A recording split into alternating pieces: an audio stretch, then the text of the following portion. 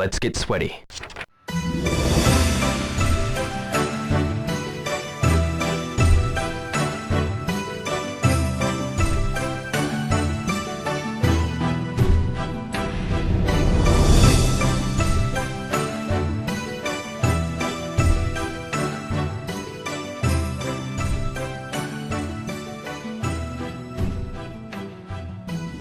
Hello and welcome to episode 3 of the third season of the Shenmue Dojo Show. I am Skill Jim and I'm joined as ever by Shenmue 4 rumour debunker Matthew Oliver. Wait. How's it going, man? Yeah, good, man. You alright? Yeah, not doing too bad, thank you, man. That little mention there, did you want to quickly just get that rumour out the way, mate? Obviously it's probably bollocks, no doubt, but we could give it a quick mention, right? Yeah, well, we've got to. It's got the community talking. So a couple of weekends ago, by the time this comes out, there was a little rumour floating around on 4chan of all places, so you instantly take this stuff with a pinch of salt straight away, that Shenmue 4 is apparently in active development and is going to come out in late 2025. And SEGA are going to allow people to use their toy capsules and IPs for that. And it's going to be set in Shanghai, among other things. Make of that what you will. It's probably horseshit, but still, it's good fun. Yeah, I mean, the Shanghai's an unusual comment, though, isn't it? It's like, you could kind of see it. It's been mentioned before. And was it Chapter 3 as Shuzo or something, which is like next to Shanghai? And there could be a case for MIAO being the replacement of Shuzo or whatever. So it has some merits, but for the most part, it just does sound a bit fake at the same time, right? Yeah. It gets people talking. It's good fun. And if it is in development and it's late 2025, great. But we'll take it as a pinch of salt. We're not going to dwell on it too much in this anyway. But joining both myself and Matt today is the Shenmue Dojo legend of past and present, and hopefully future. It's none other than Shenmusings.com himself, Stuart Peacock. Stu, welcome to the show. Hello, guys. Thank you for having me. It's great to have you, man. I've known you for like bloody ages now, right? Since like 2003, I think. Early forum days. Yeah, only 20 years. Like, Jesus only 20 Christ. Years, yeah. It's insane, isn't it? Lived through it all. Yeah. Are you wearing your Shenmue shirt and cologne as promised? I am indeed, yes. No way. Yes. Commitment. Must smell nice and tobacco-y. Yeah, tobacco and gold, I think it is, isn't it? Yeah, whatever gold smells like. So as trio today, we're going to be going through the history of the known betas of the Shenmue series and discussing the differences that we can spot with the final games. We'll be doing loads of video watching and reacting, which actually I think people quite enjoyed us doing in the past, right, Matt? For the last few episodes, actually. Yeah, when you think of the Shenmue Online and the Shenmue City stuff, I thought, and actually it's quite a good education for us as well, because some of this stuff we haven't watched for years. No, exactly, man. I mean, obviously we're not going to be able to cover absolutely everything, but we're going to try and do as much as we can. So looking forward to getting stuck in today's show. So, news-wise, Matt, we haven't really got much to talk about, and we don't really want to, again, dwell on too much. You could briefly mention the Shenmue doc, the status of that, right? Yeah, I mean, depending on when we get this out, it may or may not have shipped. There was a Kickstarter update a little while back saying that they were about to go to press with the physical copies, and by the time this is aired, hopefully, the Kickstarter update will have gone out to say their shipping are on their way, but it's near the end of the project now. The physical copy should be coming out. Adam did say on the forums, actually, he should have some left over. So if you didn't back it and want to buy one, then once all the Kickstarter copies have shipped, get in touch with him and you might be able to get yourself a copy as well. Looking forward to that. Did you back that, Stu? I didn't, so no, I might might look into that. Have to try and grab one, yeah. It's going to be good. We've actually seen, because they did send back as like a digital version already, right? And it's really good, to be honest. It is definitely worth everyone's time and effort. And hopefully they can. I know they were trying to secure some sort of a TV-ish sort of Netflix deal or whatever, but not Netflix, but you know what I mean? Like some kind of a platform like that. So I'm not sure if they're still doing that, but that would be cool to get it out there in the public and get as many people's eyes on it as possible. Hi guys, it's James. Of course, as soon as we finish recording a show, some news does actually drop, so I'm going to share a few little bits of information here about what's dropped since the recording of the show. So obviously on April the 1st, it's not an April Fool's Day joke, by the way, we see some brand new screenshots, some new footage from the Dragon and Phoenix project, which looks incredible. In the show notes below, you'll get the links to the brand new trailers. There's one for Magic Weather, which is insane because it's based on, if you've ever seen the beta where Rio's sitting under a cherry blossom tree, there's loads of petals all around him, like loads and loads of cherry blossom trees. It's like a big Sakura thing going on in this park or whatever. Basically, Lemon and the team have recreated that trailer to a certain extent in their new Unreal Engine project, and it just looks amazing. It's just incredible. Go check them out, guys. Like I say, 2 trailers and some screenshots and stuff have been accompanied with them. And the other little piece of news, Matt just touched upon this, I believe, when we were saying that the Blu-ray discs for the Shenmue documentary are actually in production. Well, we've got a big update from Adam. He's showing a box full of Blu-rays that he actually has in hand now, so those are going to be sent out to all backers as soon as possible, I'm sure. So yeah, these copies of the Blu-ray may already be showing up on people's doorsteps before this podcast goes live. But if you are one of the backers and you've been waiting for the Blu-ray for the Shenmue documentary, good news, guys, that's going to be in your hands extremely soon. I'm looking at a picture right in front of me as I speak of the front cover, the seal, the Blu-ray case. It looks incredible, to be honest. It's a really great documentary, and I'm excited for it to get into people's hands and hear what everyone's opinion is on Adam Scipioni's A Gamer's Journey, The Definitive History of Shenmue documentary. It's going to be a good one. Cheers, guys. Back to the show. The only other thing I'm going to mention briefly is we've both been kind of doing a little bit of work behind the scenes. Mike, you've been doing like all these videos that are on YouTube, quite a sprue of decent videos actually recently. And I've also started a brand new series that I can't even think the name of. What did I call it? Law Investigation Streams. Law Investigation Streams, yeah.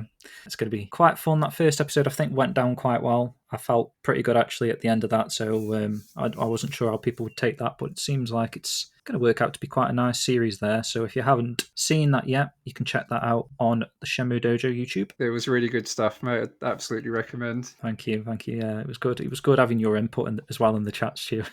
I'm kind of glad you were there. Kept the conversation flowing.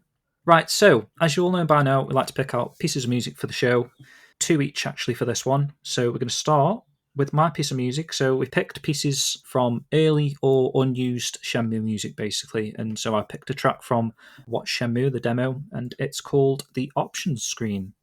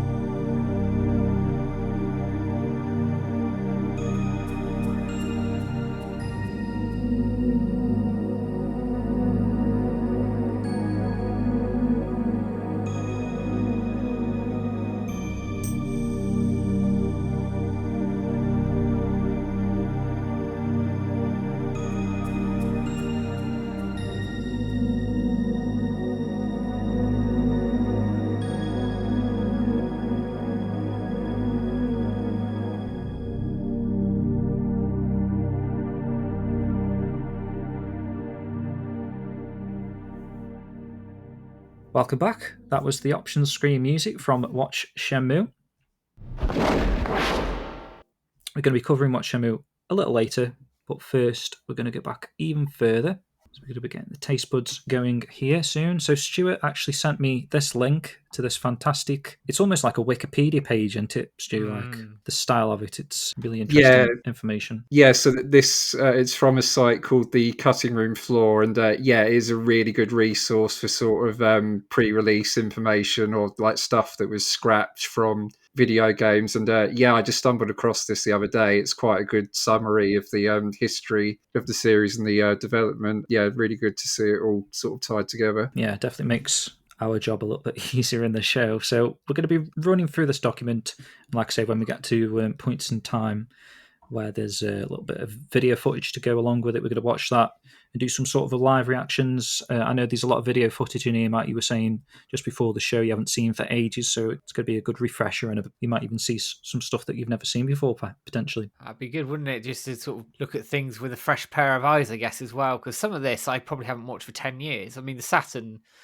version, which I know we're going to cover, that's been seen quite a lot, but the other bits and pieces like the premiere, I haven't watched that. It must be 10 years, must be. I think I was saying to you, I don't think I've ever watched the full premiere that we're going to get to later, because it was such bad quality, it was quite difficult to actually get through it at the time. The one we're going to be watching, similar actually, it has been AI upscaled a little bit, so it's a bit more bearable.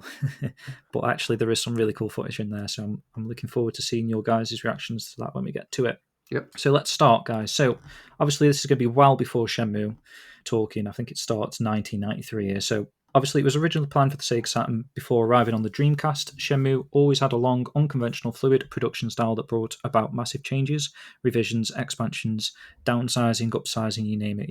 Bloody hell, they must forked a shit ton of money into it, right? The amount of changes they've done throughout production. I don't know if any other game has gone through so much in quite a short space of time, really. If you're talking 93 to its eventual release at the end of 99 in Japan or whatever. So 6 years it's been on, like, built twice, from the ground up twice and all that sort of stuff. So it's had a bit of a crazy history in terms of that. Obviously, it does mention here the madman Sega developer veteran Yu Suzuki. It's his magnum opus, spending far too much money trying to realise his dream of an open world game that would grant players access to virtual how do you say that word? Mundanity. Mundanity in the form of opening personal dresses, taking casual strides in treacherous Chinese forests. Osher? Is that a corporation for forklifting? Could be. Must be like some license for forklifting or something. Rule violating forklift driving. Sailor searching, Hong Kong style ass whipping, and playing Afterburner 2 on virtual full sized cabinets at one's own leisure, to name a few. And that was another thing, wasn't it? Having his own games inside a game, bit of an Inception game wise there. It might have been the first one to have a fully emulated game inside a game. I don't know. Yeah, I don't think anything else did that at the time, did it? Thinking about it, I think it's quite normal now, but I don't think anything else did that back then. It seemed a new concept at the time. To me, it was like mind blowing. Nothing jumps out at me either that would have done it first. No, So it says here, obviously, it was built as one massive game. Shenmue 1 and 2 was anyway, which is why when we're seeing some of the better footage in a bit, or beta, however you say that word as well, I'm shit with words, but that's why you see quite a lot of Shenmue 2 footage, because obviously it was worked in tandem, and actually you probably end up seeing a lot more Shenmue 2 stuff, because I feel like that was probably the main area of focus as they were designing the game, and it was actually the Shenmue 1 stuff that they fleshed out later, which is crazy that you're getting not necessarily newer stuff first, but in that sort of a concept, if you understand what I'm saying there. Yeah, I get where you're going. Yeah, so it also had a ton of different release dates throughout the year. Obviously, it started as spring 99, when it was one whole game, which is insane to me. I don't know what they were planning on doing at that point, considering that that's only like when did it release? Did it release in 2000, actually, in Japan? I thought it was at the end of 99 for some reason. It was the very end of 1999, wasn't it?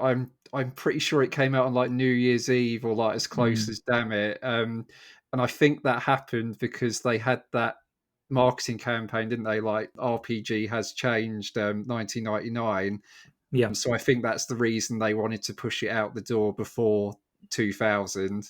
Insane though, isn't it? And you're thinking they're saying spring here, it was still one game. So did they plan out like 6 discs potentially? If you get rid of the passport discs and what they'd built up until spring, perhaps it could have been a 6-disc game, maybe. Yeah, I mean, unless that was when the Yokosuka chapter was still shorter, I don't know, but yeah, it still seems crazy. It must have been, mustn't it, when you think about it? Because you look at the images of Shenmue 2 through all the beta stuff, and it's pretty fleshed out. Most of it's as is. Obviously, there's some bits they cut, but most of it's as is. Whereas Yokosuka, you don't see very much. No. You see a bit of the harbour, a bit of the town, but that's about it, really. Mm-hmm. Yeah. Mm-hmm.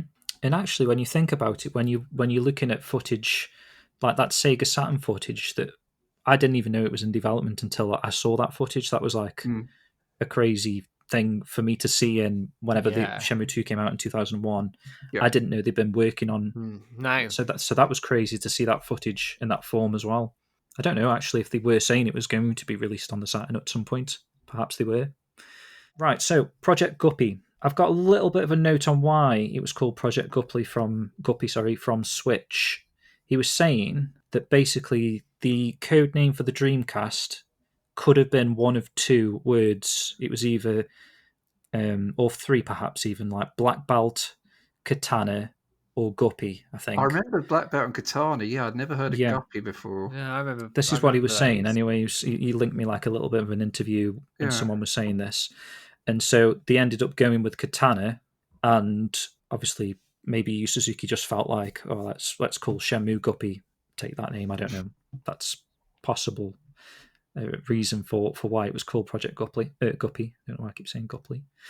So this was when he was researching. This is Yu Suzuki. He was researching for Virtua Fighter 2. He travelled to mainland China 1993 in order to do some research for the creation of Virtua Fighter 2. And on this trip, he got the idea for a Virtua Fighter RPG. Thankfully, because that's where we are today. And this is where the Sega Saturn prototype kicks in now, guys. So this is 1995. So I do believe it was like late 93, potentially early 94 when he was doing that research. So this is like only a year after. So I don't know how far they got with this, but let's say after Virtua Fighter 2 was finished, work began to intensify on Project Guppy. A prototype was done for the new Sega Saturn with the name The Old Man and the Peach Tree, which we've seen that at the GDC. Oh, GDC 14, yeah, it was there. Oh, was that really that long ago? Oh my God. Yeah, I know, that's nearly 10 years in itself. Bloody hell, Matt. I remember I was around my mate's house actually watching that on one of his monitors. Really doesn't feel that long ago at all. No. So the main purpose of this prototype was to find out what was needed for a full 3D RPG engine.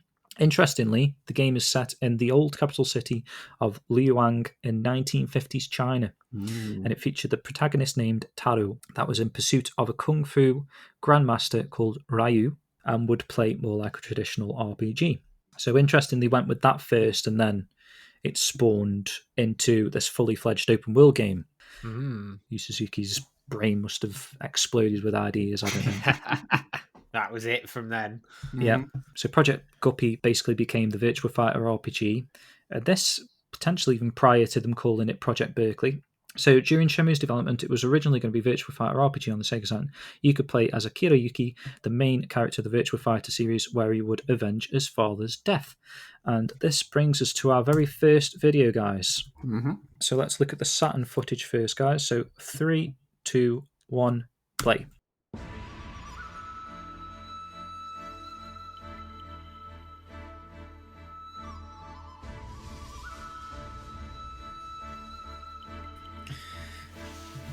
So we're led to believe, right, this is mostly based or loosely based on those original scripts we've seen pictures of. Yeah. You look at the Hazuki Dojo, that's laid out differently. Slightly differently, yeah. The residence, you mean? Yeah, it's laid at the trees in a different place. Oh, I never noticed that, yeah. But now we're into the main sort of opening cutscene, aren't we? I always thought Landy's hair looked like bed hair. I'm still amazed this was running on a Saturn. Oh, it's absolutely incredible, isn't it? I mean, obviously Landy's gown isn't as detailed as Dreamcast, but that still looks bloody good for Saturn. You can make out it's a dragon, can't you? Absolutely. Yeah. obviously, I don't know if the animations would have improved, or I guess that might be that just does make me laugh. Could have got, yeah, that close up of Wow's face. It just drops. Yeah. And then this, I mean, it does look the same. You've got the vending machine there. This is like Sakuroka, isn't it? But yeah, it looks pretty solid, doesn't it? This animation. Mm-hmm. Yeah. It looked like they had the mocap sorted at this point, right? And they were using the mocap there. So obviously the basement had a different entrance originally. In the garden.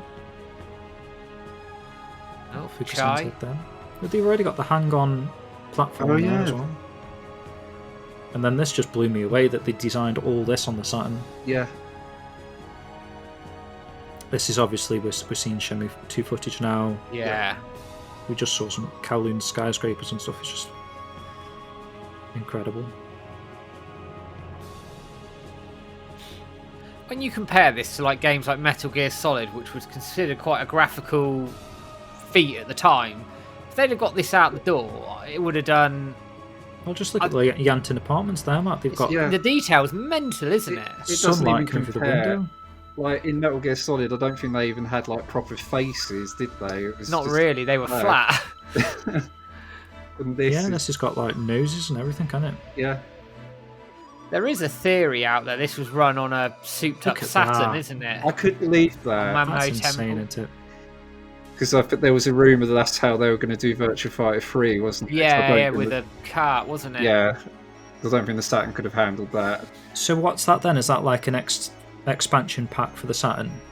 Yeah, which I think there was one for games like X-Men vs Street Fighter. Like so a 32-bit RAM card or something. Yeah, I don't know if it would have been even more powerful. I guess it would have had to be, but... Yeah, it would have been here. Is Shenfua's house, or... Well, it's a hut, isn't it? It looks like it. And then you've got the walk through Guilin.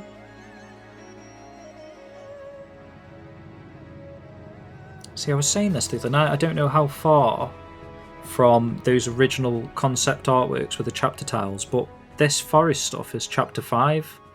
So does that mean they worked on 3 and 4 in the Saturn and they just didn't show that because of spoilers, or... I don't know. That's a weird thing to think about in your head, isn't it? Would they have done that much? It's mad, isn't it? You look at, I mean, you look at it from a fidelity point of view on the Saturn. It's crazy that they were getting that out of it. Yeah, but it's broadly what we got. Really, there are some changes, but it's broadly what we got in Shenmue 1 and Shenmue 2. Mm-hmm. Yeah, and that footage was with the Dreamcast disc as well, right? Because I always mistaked that for being an Xbox exclusive video, but I believe it is on the Dreamcast version. When you complete the game, you get that. It is, footage. Yeah. Right. Fair enough, yeah. So crazy stuff there, guys. And then as we come down the page a little bit, just what I've just mentioned here, the chapter tiles. And actually, whoever this is seems to have already updated it with that Adam Scipione. Yeah, these are the high-res ones. These are the high-res ones at the bottom, aren't they? So whoever has made this page, he must be on the ball with that sort of stuff as well. Must be someone on the forums, which is cool to see. This is now, yeah. So yeah, we're not going to go too much into these chapter tiles, but obviously you've got the first 6 in high def there, and 1, 2, 3, 4, 5. There's 5 there, obviously, that we haven't seen in Rio's Journey yet. Potentially 3 and 4 we haven't seen. So it depends what's the storyline there. But that's another topic for another day. So after that Saturn era, it says the game slowly started shifting towards the next gen in 1997. So 1998 now, the game's name was changed to reflect the reboot for the Dreamcast. The Virtua Fighter tie-in would start being removed and Akira would become Ryo Hazuki. That's an interesting change. I wonder what made them want to do that. I don't know if he's ever said that in an interview. Does anyone know? I don't know. Yeah, I've never seen a reason. Because you'd think having the Virtua Fighter name, you've already got an audience changing the name, changing the main character, unless you just wanted it to be a completely different entity and not really be forced to be a Virtua Fighter storyline or something. I don't know. So we got some early CGI renders that apparently were included on various internal discs. And you can already see a fairly well-detailed one of Ren, bottom right there, and Landi. I'm assuming that one bottom middle is Shenmue. Yeah, it looks like her. Possibly. I don't know why she's holding is that one of those alcoholic. Yeah, I wondered if it was that character who was meant to be in Shenmue 3. Min, was it Min? I swear there was a character Oh, who yeah. did a drunken style, and she looked a bit like that. Okay, that's something I haven't thought about really, but yeah. Yeah. I always just assume whenever you see someone like that, it just looks a bit like Shenmue, doesn't it? Yeah. You know what I mean? In a different costume. But yeah, potentially a whole new character is an interesting thought. You said that was meant to be a character in Shenmue 3. Would that have been a Bishop one then, do you think? I mean, possibly, yeah. I just remember, I think it was one of the Kickstarter videos. They showed like concept art of her and mentioned her. I'm sure they mentioned her by name, but it didn't make it clear like where she would appear. But yeah, potentially she may have been a Bishop character, I guess. Fair enough.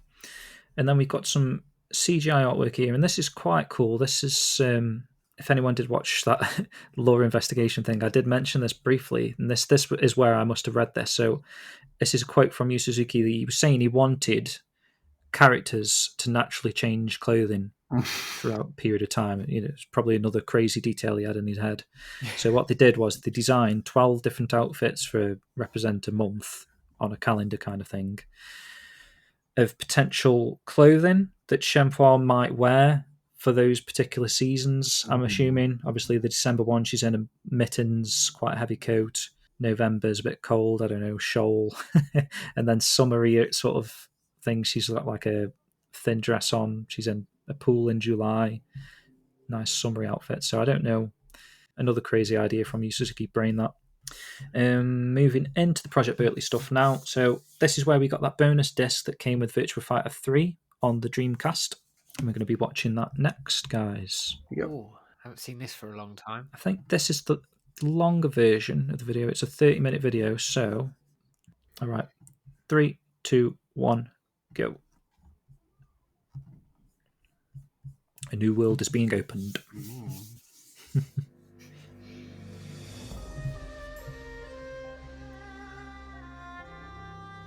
When did you first see this video, guys? Did you pick up Virtua Fighter 3, or was this a later thing for you? I didn't see this until after, quite a long time after I'd already got Shenmue. No, I didn't. I got Virtua Fighter 3 imported for, it wasn't very much, and then obviously saw this video. Yeah. I think I probably saw screenshots of it in like magazines, because I definitely remember reading about Project BERKLEY in magazines. The train. That's amazing. This stuff's I don't know what's going on here. No, this stuff's. Do we assume this is the Cliff Temple thing, or what? I would think so. And then there's a lot of stuff there. You could like literally go through each frame to try and find something interesting. Yeah. Shenmue exploding randomly.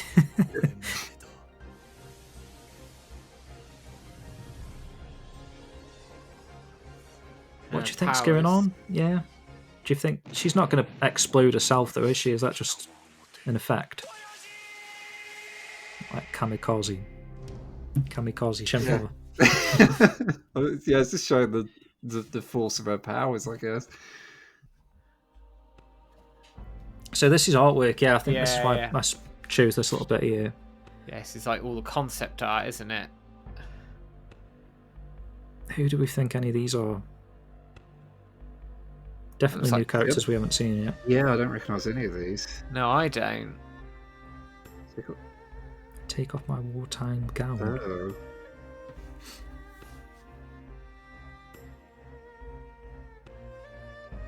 Dragon.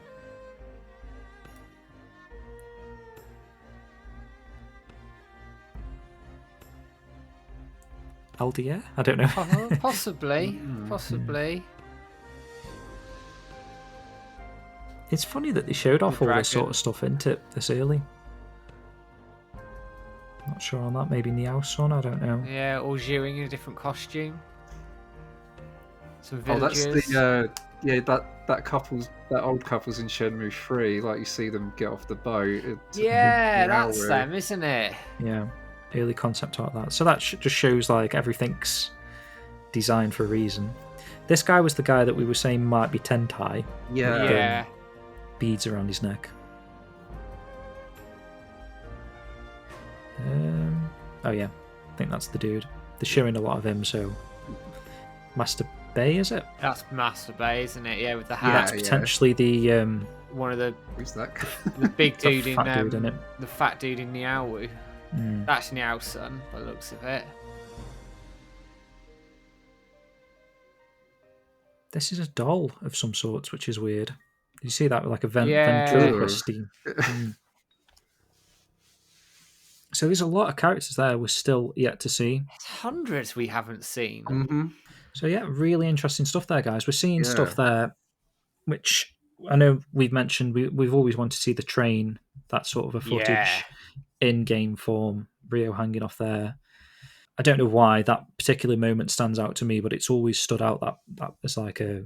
I suppose we've always had boats, haven't we, as he's travelling between different places by boat or bus.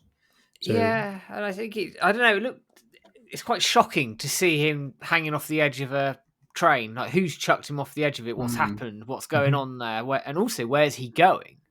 Now, if you base it on the chapter tiles, then he could be going from one city to another, but we don't know at what point those chapter tiles were moved around or scrapped or whatever, do we? No. Nope. So still could be stuff that we haven't seen yet to come. A lot of concept art there for sure, of characters we still haven't met, potentially. But it's nuts that when you think this is what, you're looking at 30 years ago for some of this now. Yeah. 30 years, and you see the concept art for like Grandmaster Bay, for example, in MIAO, and they've had that all the way through, and they've followed through and put him in the game. That couple, okay, were they due to have a bigger role potentially in the previous iterations? Maybe, but they're there. They haven't forgotten this stuff, which is amazing. I know people have criticised continuity a bit in 3, and I can understand it, but you think of the characters that have made their way through from this concept art 30 years ago, you got to tip your hat off to them in that respect. It is all just there waiting to be implemented, like into a game, isn't it? Like the work has all been done by the look of it. It's just just crazy. We've seen with the documentary, Matt, haven't we? Adam had a extra, was it backer only sort of extra video on the documentary where he was filming like in Yu Suzuki's office and the WiseNet studios or whatever, and he's going through his portfolio book, and he just going through pages. It's like, wait, what? You just skip past there. It's pretty crazy. No, to see. Oh, that's spoilery. No, we're not going to show that. But it just shows that he's still got all that as well. You know, a lot of these files and stuff, you could have been worried that maybe would be lost or they're in Sega's archives, but actually to see he's got all these books, the scripts, all these concept artwork is kept in such a nice folder portfolio sort of style there. It fills you with hope and promise actually that they are following that, and he does have an intention for every single character. It does, and it goes to show, I think, that what's been said several times, I think Rio's journey is mapped out. They know where they want to take it. Things will get changed and moved potentially depending on budgets and all the rest of it, but they pretty much know where Rio's going and how he's going to get there. It's the stuff around it I think they'll have to fill in as they go, I guess. Stu, we've never spoke to you before, well, in this sort of a format or vocally. But what was your opinion on Shenmue 3 like? How satisfied were you with it? Yeah, I'd say I was sort of mainly satisfied on the whole. I guess you could call me a Shenmue 3 apologist, I suppose. I mean, I was admittedly a bit disappointed we didn't get sort of as much advancement as the story, as I would have liked. And it's quite clear, where they sort of had to pad out the game, to make it a decent length. I'm not going to pretend that isn't the case. And obviously it is a shame that we had to lose Baisha and that the ending was, slightly rushed. I did find that disappointing, but I think on the whole, I do really enjoy the game, and it doesn't advance the story as much as we would have liked. I think everyone can agree on that, but there is some really good like lore in there, like the stuff you find out in Bailu Village. And some people might argue that isn't enough, but the stuff you find out about the mirrors, you find out a little bit more about WoW and what he was doing. And I think gameplay wise, like the game is really solid. The whole like economy system. I mean, it's a bit frustrating that you have to like go a roundabout way of like gambling and earning money, which I think was just so the game could be released in China, and then it hasn't been released in China. So yeah, it makes it even more annoying. But yeah, no, on the whole, like I do really enjoy Shenmue 3. I think if I ranked the 3 games, it probably would come third. I think personally I go 2, 1, and then 3.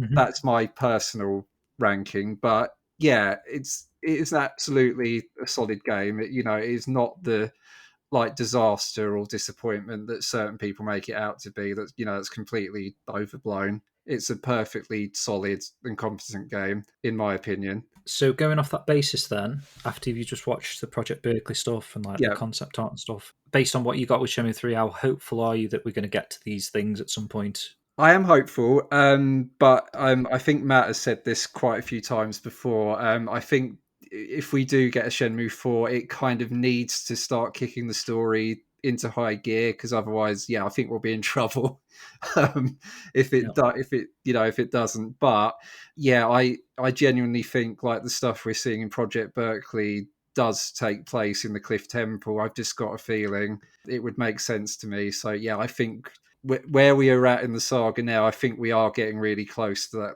that good stuff. I reckon fans will be happy when they start seeing things in a Shenmue game now.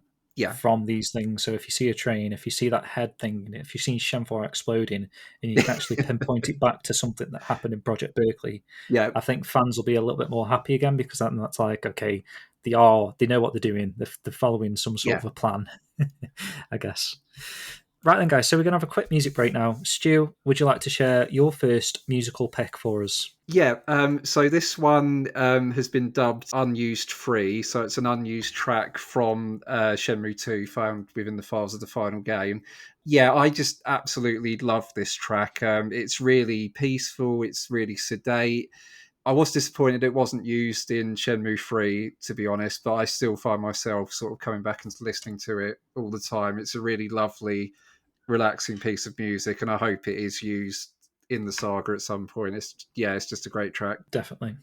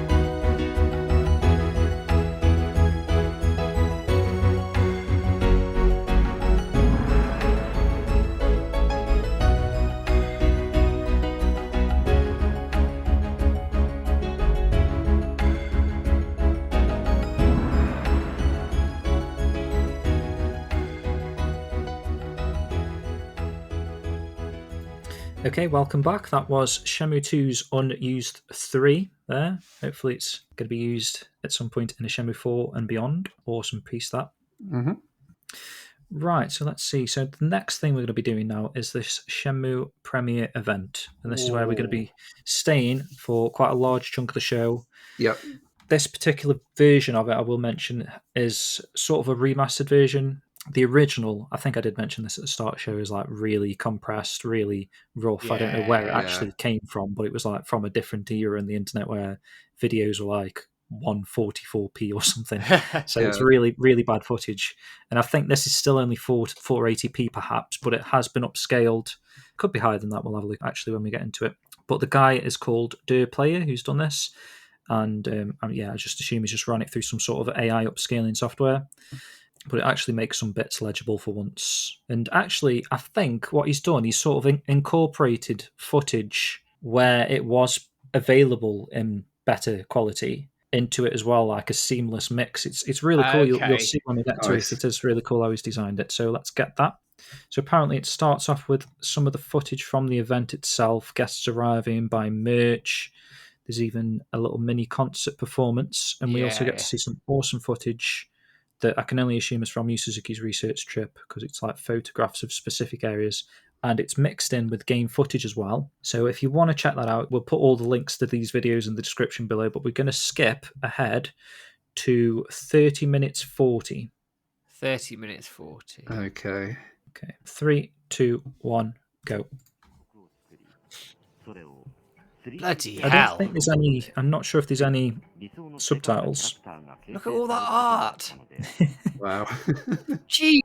That's like a warehouse. This is stuff you need to... Can you see Yan? Is it Yan Lang at the back there? Yeah. Stuff you need to pause this and like properly look at.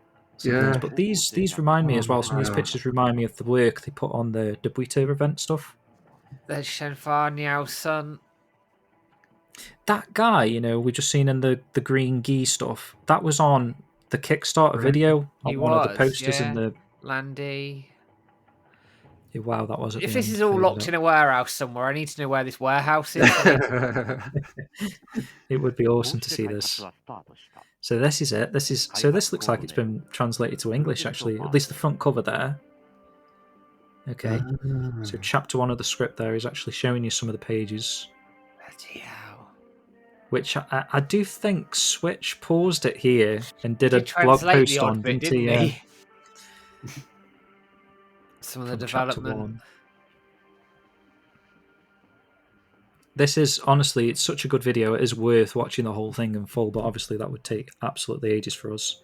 So this just shows you the level of detail they went into. Yeah. Did you see him rolling the dice? Yeah. Seeing how the dice actually... That's mad! Oh my god. The weighted dice and... Oh, I love that artwork. Oh, that's the tree thing. There's an image of all the tree thing. You got the maps there as well. This was interesting. Is that the train line on the left there? It's gone now, but it looked like it. Go back at some point and see that. So these are all like, look at this leaf catching. This is. That's insane. So they sort of like conceptualized how stuff was going to happen in the game, and then put it in.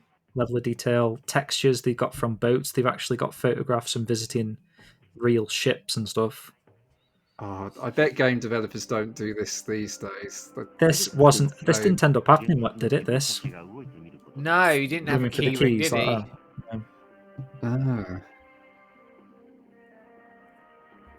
You don't think game developers do this sort of stuff these days, do you? I don't know. Not to that amount of detail, No. Surely. I might be wrong. But this was in the 90s they were doing this.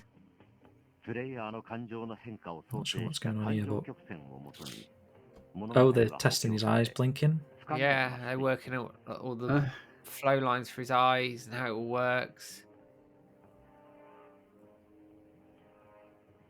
And you've got to think for the era as well how slow computers were, and I know. What are they using there? Are they using XP? Look how quick that loading. It takes an age. Yeah, for an image to load.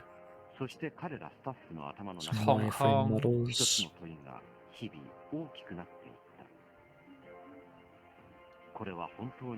Is that when Ryo punches someone into a... Yeah, in Lucky Charm. In that fight. In White the market. Dynasty, is it? I don't know. The floppy disk. And stuff, yeah. I think that was for this cassette thing. Yeah. They used a floppy disk. An actual telephone. Yeah.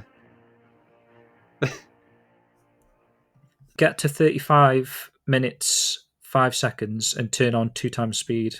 Okay. This was just so we could get through it quicker because there is a lot of stuff to get through here. Yeah. Go. This is on 2 times speed, yeah? Yeah. Yeah. So we're going up to Kowloon. Hearing the music at 2 times speed is quite funny. So you got like Yokosuka and everything, the harbour. Mm-hmm. It's slightly different layout and stuff, you can tell. All the character art. This is that Ryo under the tree with all the cherry blossom cherry trees, blossoms. which is really cool. Yeah.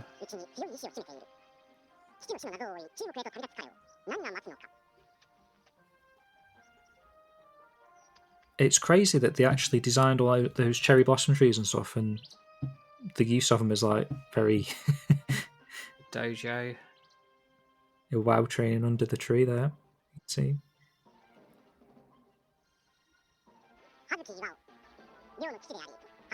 It's just nice to see because you don't really see a WoW too much, do you? No, you don't. Flashbacks.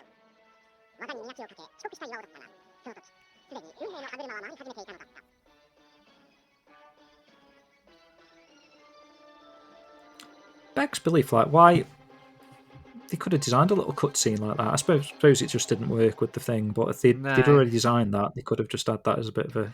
It's the colours palette's brighter, isn't it, in this? It could be, or it could just be the AI.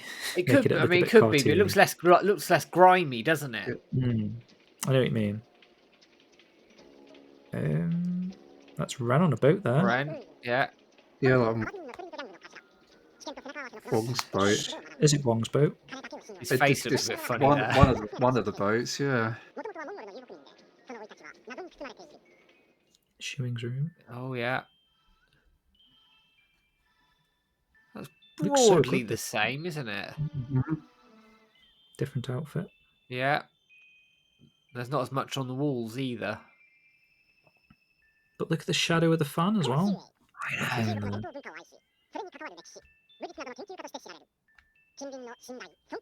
It's amazing how the models jumped. Oh, yeah, I forgot it actually shows Zu in the room. Oh yeah. This is him walking around. So this was before he became disabled, maybe, I don't know. Yeah. Before he had to hide behind the statue. He does look slightly different as well. Yeah, he does. It's his pipe, is it? Was that a key? Maybe it's his early pipe where he was blowing smoke. Landy, this looks very much anime, I thought. It's very anime, that presentation, isn't it?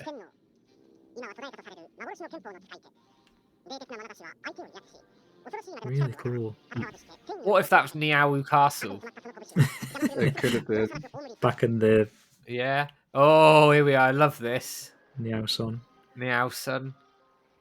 So this is one of the rare occurrences where we're seeing a model for a character that didn't get introduced until Shenmue 3. That might be the only footage. But yeah, unless there is other footage of her.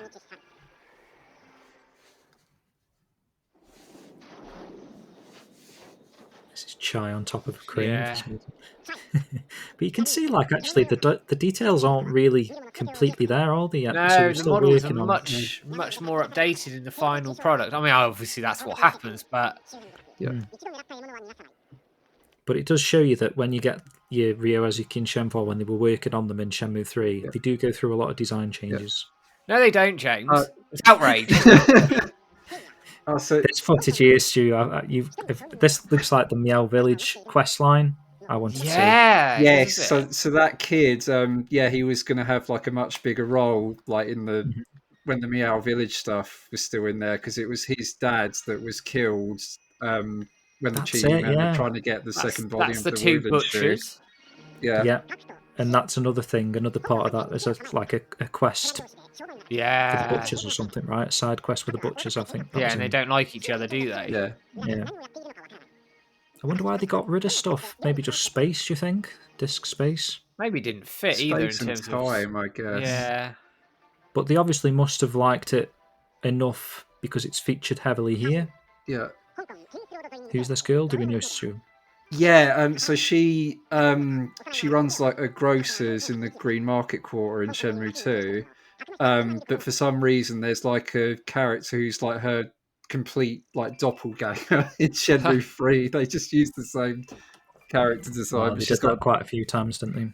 Oh, yeah, this is very anime, isn't it? With Shenfar here. That's very anime with her. I did want to mention for this, it is a goat rather than a deer. Yeah. That's very anime. When you think of the opening scenes of the anime, she's with the goat. Yeah. And that's exactly what she's done there. So then there's some sort of weird AI thing, but I wish we had this in better quality. I'd analyse the fuck out of it. There's a lot of characters here that are like, who's that? Who's that? Who's this must be in like the vaults of Sega somewhere. It's got to be in proper condition, high quality. Yeah. See, this is where it switches into good condition. Because we're going at 2 times speed, is there anything else you guys wanted to say about anything we've just seen? I know you were talking about that girl a little bit then, Stu. Did we cut you off or anything? Oh, sorry. Yeah. Just that girl, the green grocer. So she is in Shenmue 2, but in Shenmue 3, like, there's a character who has the exact same design as her. It's like a doppelganger, basically, but she has like a completely different name. So I'm not sure, not sure how that happened. Whether they just sort didn't realise they'd already used that character's design before. But it's just one of those interesting things with like Shenmue NPCs. Like sometimes in these old footage, you see them in like different roles, or they get used in a different way later. Yeah. So, yeah. Well, actually, Hong Kong, what was that, Wan Chai or whatever, and all that sort of stuff, that there was a completely different layout. And I think we do see a little bit more later some footage that shows you they must have had to redesign the whole of Wan Chai for some reason, or Aberdeen. I don't know why they decided to keep changing. That must have been a bit of a pain. Like they'd done all this work, and then Yu Suzuki walks in. And he's like, "No, I don't like it. No, sorry, change it now." So let's skip ahead, guys. To this bit's called In the Rooms. So we're going to be seeing a bit of footage about, I think, rooms that they'd created at this point. So 3, 2, 1, go. Oh wow, this is really good quality. Or it was. Well, it was. That's what I mean. I think he has incorporated where probably footage of something was better stopped. Yeah. It's come back to this. Some of this is really good. So I don't know why it keeps changing. I maintain there's got to be a copy of this somewhere. There has to be. But look at the shops they designed. Yeah. All the way back. Some of those designs are really intricate as well, aren't they? Yeah. Like, I mean, you're the whiz when it comes to like Shenmue 2 and interiors and characters, Stu. Were these all used? Were these final? I think some of them are, but a lot of them I am struggling to recognise, I'll be honest. I think there are quite a lot of room. That's Huang's room, the white tap. But yeah, a lot of these I don't recognise, I'll be honest. So yeah, potentially some unused stuff here. That's Yang's herb medicine. Yeah. Grapeview herbs. Yeah, it's quite recognisable.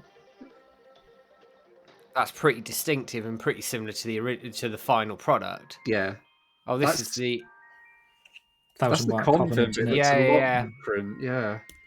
Classroom? Was there? Oh, there was a school, isn't there, with the orphanage? Yes. I don't know about the whiteboard at the back there. Or no, that's definitely not there. Wasn't there. Unless there's a room we've explored yet. Is this Golden Quarter, maybe? Possibly. It looks like that's there. Yeah. That's the orphanage. Yeah, that's the orphanage. That's more like it, yeah. Yeah, those cells, I've no idea where that is. It is very much Kowloon looking, though, isn't it? Like those cells and those tight rooms and stuff. So perhaps they did scrap a few things. I don't know. Yeah. Obviously, this is flicking about quite fast, especially on 2x speed. Yeah. Yeah, there's a lot of cool stuff. Again, if you're listening on the audio, it's probably not the best audio experience, but I would absolutely go out your way to check out this footage. You need to go and watch this video, and that's just coming out of Kowloon, and that's the Yeah. timestamp. That's the timestamp. So let's skip to 56:30. Yep. Snow. Yeah. So this is one of the few bits of Shenmue 1 footage, right? So Yeah. It does not snow that much in the actual game. I suspect they couldn't have handled it.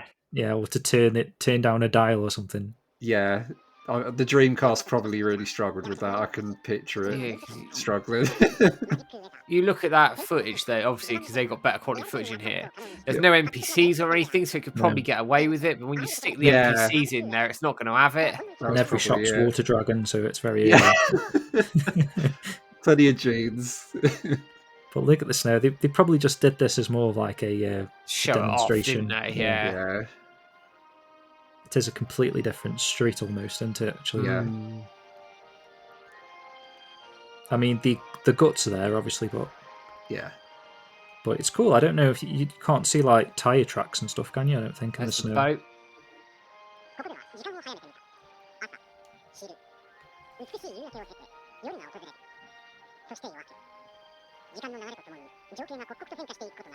So actually, the boat... Is the boat changed from that? You know, when we started off and they were looking at boats, it was more grey, wasn't it? It was more grey. Yeah. Look at the smoke. Do you see that much smoke? I don't know. It doesn't smoke that much, does it? Not as much as that, no. It does have some smoke coming out of it, but not that much. Just want to be in the room where they're having this debate, like, turn down the smoke, too much smoke. This is obviously Hong Kong on the boats. But again, you don't see this many NPCs on the boats, do you? No. You don't see any NPCs on the boats, do you? That's one of the very... That's the... In a game jam, isn't it? With the big sails like that. Yeah. Yes. And there's Wong on that boat with someone. I don't know who's with. Mate. Obviously, the AI bit's not very good there, but... That's Rio's boat getting in. So that was a weird... sort of a transition, because this looks like Yokosuka to me, actually. Yeah, there's a lot of Aberdeen, like early screenshots where it does just look like Yokosuka Harbour. Yeah, so it could be maybe they based the harbour from that and then changed because it looks so similar. Maybe that's why they changed Aberdeen again. Potential theory there. So this is highlighted in rain, I think. Yeah, that's that area again, isn't it, with all the trees? Yeah, I wonder if that was an actual area they intended to use. Because this was something I was going down a bit of a rabbit hole at one point. Yeah, no, I was going to say you thought that's where that dead end in Sakuragaoka possibly led to originally. That's it, yeah. And there was meant to be like a big park or something because it's... Yeah. There must be a reason why it's called Sakuraoka because it's like Sakura is in the name, isn't it? Yeah. And yet there's no cherry blossoms. But I think it was on Superpass when we were looking at the places and stuff. One of them, I think for Sakuraoka, it does say like it's supposed to have all these cherry blossoms on the mountains and that sort of stuff. So yeah, isn't there one of Nozomi's notes or whatever it's called where she talks about it as well? It is. I think you're right there. Yeah. It's good. We've got the right person on the call today with the info. Oh, so this is this very early one chai that they apparently scrapped and did. Yeah, sorry, we did stop. I wrote down. Oh, sorry. To 103. So you were probably just seeing that. So let's go 103.10. Yeah. Okay. Sorry. No, that's cool. And I have made a note here actually that whatever this next bit is, I like the aesthetics. Okay. Because it must be more. Is it Shenmue 2? So it looks a little bit more grey, I thought, which is a bit more in line with Shenmue 1. But let's go. So 3, 2, 1. Go. Yeah, it's straight away. I see what you mean. Yeah. Much more washed out look, isn't it? Yeah. The models are closer to the final product, though, if you look at them. Yeah. Yeah, which I don't know what I actually prefer. I would say I prefer the washed out look. Because I always felt like Hong Kong was very bright and vibrant. But maybe it is in general, I don't know. Jiangmin. That park's different. Yeah. So is his design. He's got a very different face, yeah. the design of the floor there is actually more like the park at the top end of Wiseman's. Is it Landley Park? Don't know who that dude is. Oh. Really interesting, because this sort of with all the signs and stuff, and actually I just seen a sign that said game, so that might have been an arcade at one point, but this sort of a loop there with the signs is more in line with the concept art we got back in the day, isn't it? Yeah, it is. It looks a lot more narrow and claustrophobic, doesn't it? Who's that guy? No idea. Little goatee.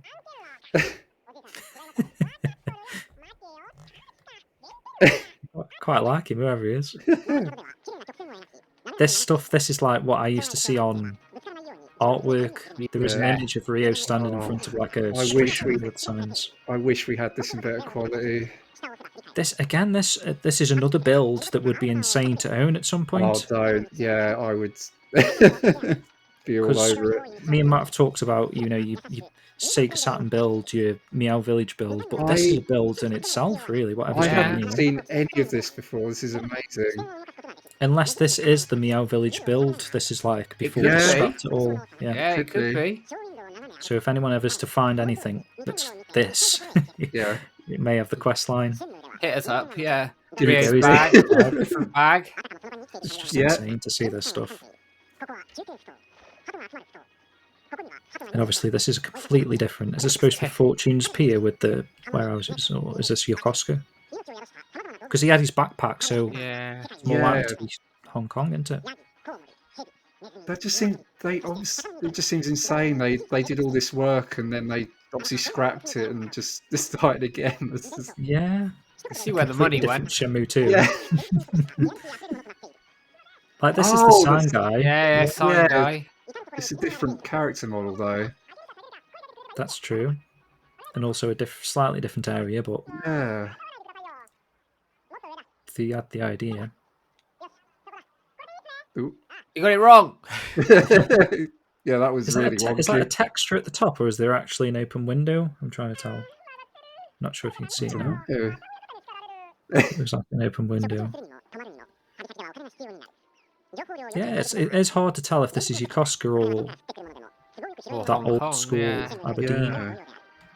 If that was Hong Kong, though, it would be more fitting with the anime presentation of the boat and when you come in. Yeah. Oh, it is, because there's Dalin. Yeah. But then why would the anime use this? In their design? Maybe because they felt like they could. I mean, I assume they had access to the original scripts. But what about footage? Would they They wouldn't base it off this footage, would they? Yeah. They could do. Do you reckon this is more true to life? A little bit, I reckon. Because I'm wondering that, because it sort of seems like the Hong Kong in the anime is closer to probably what it's actually like. Yeah. I think the same with Dobuita as well. Yeah.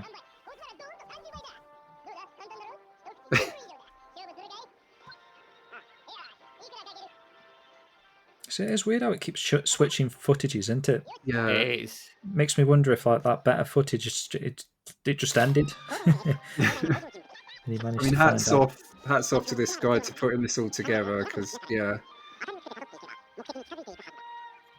just so seamless, isn't it?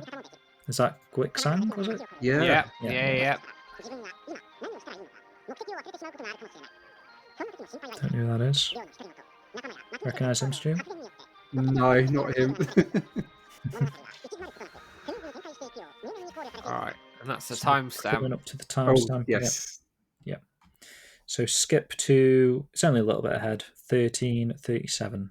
13:37. So we're back seeing his backpack. Or his saffron. See, this is a whole different area, isn't it? Yeah. And this looks more anime in its presentation. Yeah. Mm-hmm. It is an interesting point. Now you've pointed that out, Matt. Quick time event. Here we go.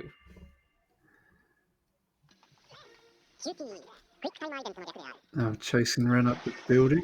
This is very fast paced. Sorry, yeah. If anyone's watching this. That's all in Shenmue 2. All of this that made it. Yeah. Also, I noticed this in other footage, like the QTE buttons are on the top left corner. They're not in the Why middle. Are they there?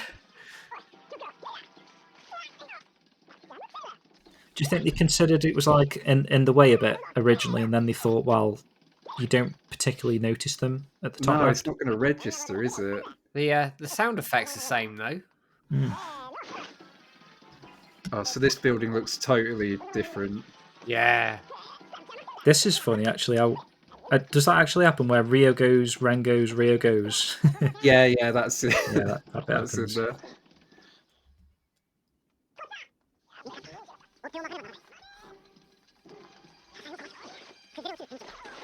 That's like Yellowhead building stuff.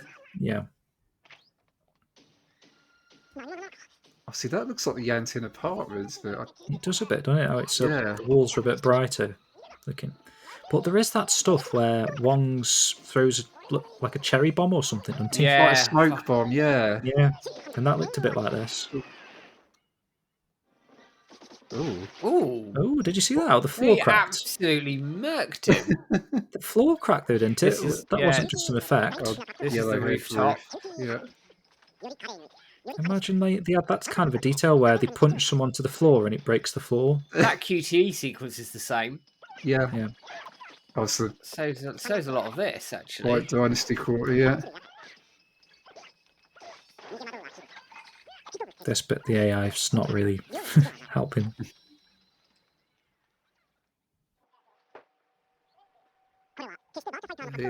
So this is some of the mocap as well, which is cool. Okay.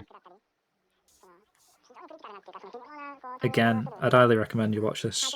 Yeah. Listeners, yeah, it shows footage of absolutely everything. Designing the game, mocap. In a minute, actually, it might be why I've left this in.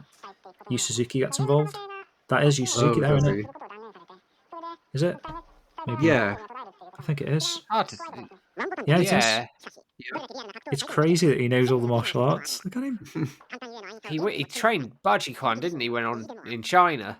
He did, but to then be able to like take that away and he got really badly hurt, didn't he? Broke his rib or something, didn't he?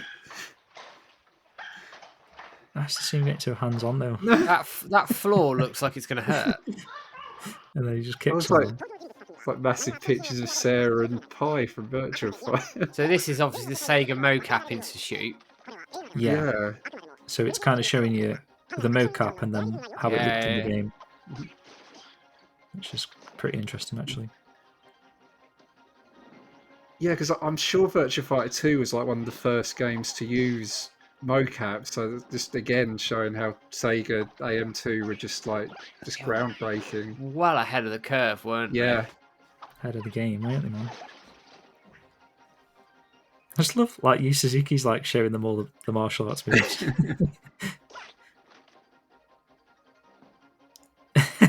This is how it should be. Yeah, grab someone's arm.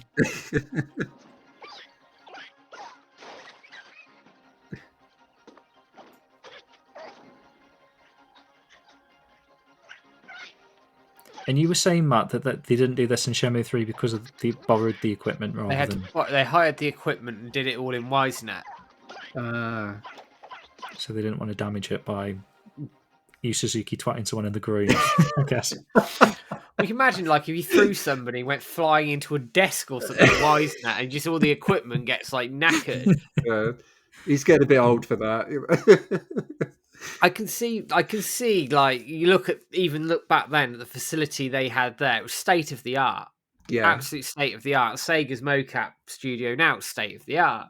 Yeah. So for them to capture what they had to capture at WiseNet, it's very challenging for them to do as well as they did with the martial arts stuff. You look at the cutscenes in 3, and actually they're well put together, the martial arts scenes. They flow really well. They're some of the better sides of the game. Yeah. But you can see why Throws got taken out, because if you've got nowhere to actually do it safely and properly with the right equipment, I don't know why Sega don't offer come down for a week or a couple of days or something. Just no one's using it at the moment. Sega should do a lot of things. Yeah, it would be nice.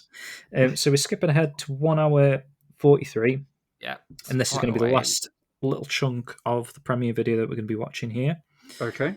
I can't quite remember what happens here, but let's have a go. So 3, 2, 1, go.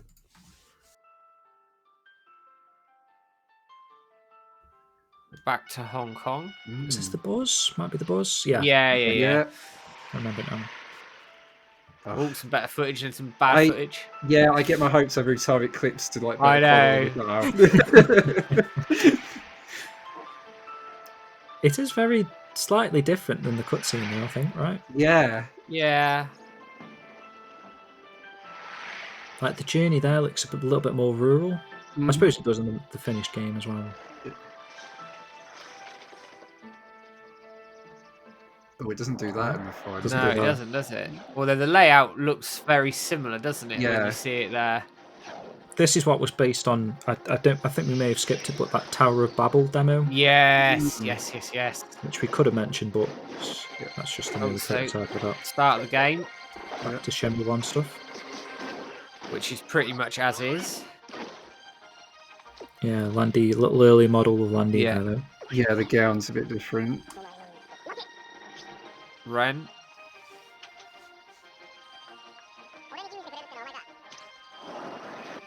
Oh, here we go. This is that stuff, isn't it? Yeah, Wong outside Manmo Temple. That was in the anime. Temple. Wong went to Manmo Temple. Yeah. Yeah, it just seems like Wong was like meant to pop up in One Chai a lot, which he doesn't at all. Oh, and that definitely doesn't happen. Ryo like started on Ren. Yeah. That stuff was in. This might be the beta footage I've seen of that, actually. I was going to say Saturn footage, but I think it is this footage. Guilin. Yep. A few different story beats are a little bit different there. I don't know if we said it, but it's that smoke bomb. Yeah. That kind of just happened. Yeah. Whatever was happening there. But this is really cool, isn't it? The whole of Guilin. Oh, he hasn't got his bag. No. That's true.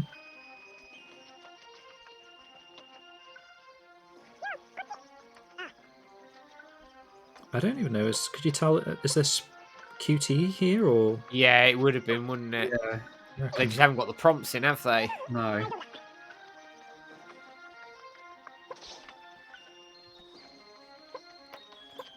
Really bad footage there, but here we go. It's a bit better now.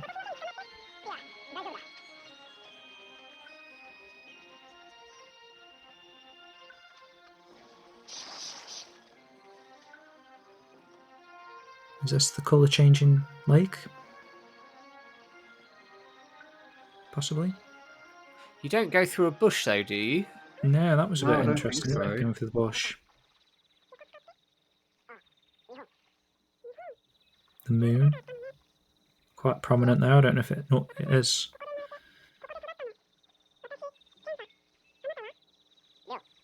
Maybe they had a different concept, not the colour changing lake, the steamy lake. Possibly. And you got like the shot here of Kowloon again. Yeah. I mean, even now, this stuff just looks incredible. In 2040p as well. It just looks incredible, doesn't it? It's mind blowing seeing this stuff though, because I haven't seen this shit for years. There's a lot of really cool stuff in there. Yeah, that video. It's something I do want to sit down and properly look through that. Oh yeah, me too. Some of this stuff is completely new to me. I will mention actually that was obviously the Shenmue premiere footage. That was like a big event. We have spoken about that in the past actually. Didn't we do an episode, Matt, on? We did.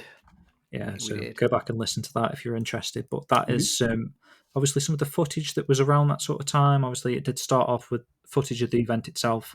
I don't know, was that broadcast on TV or something, that whole... I don't know. 2-hour thing, I don't know. I don't know, but it was a big bloody deal, wasn't it? Okay then, guys, so we're going to have a quick music break now. Matt, your pick? Oh, my pick, that's a very good question. My pick is Unused 31. Ooh.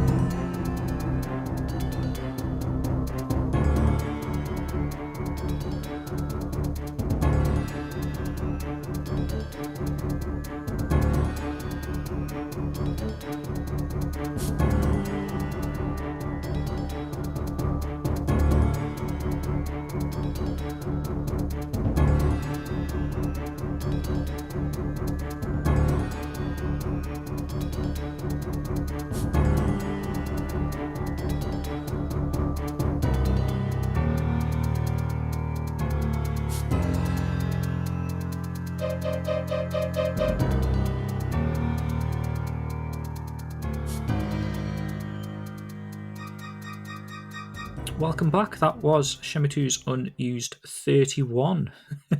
Just shows you how many unused pieces of music is. I think there is a few actually they have used now in Shenmue 3, but that wasn't one of them, as far as I'm aware.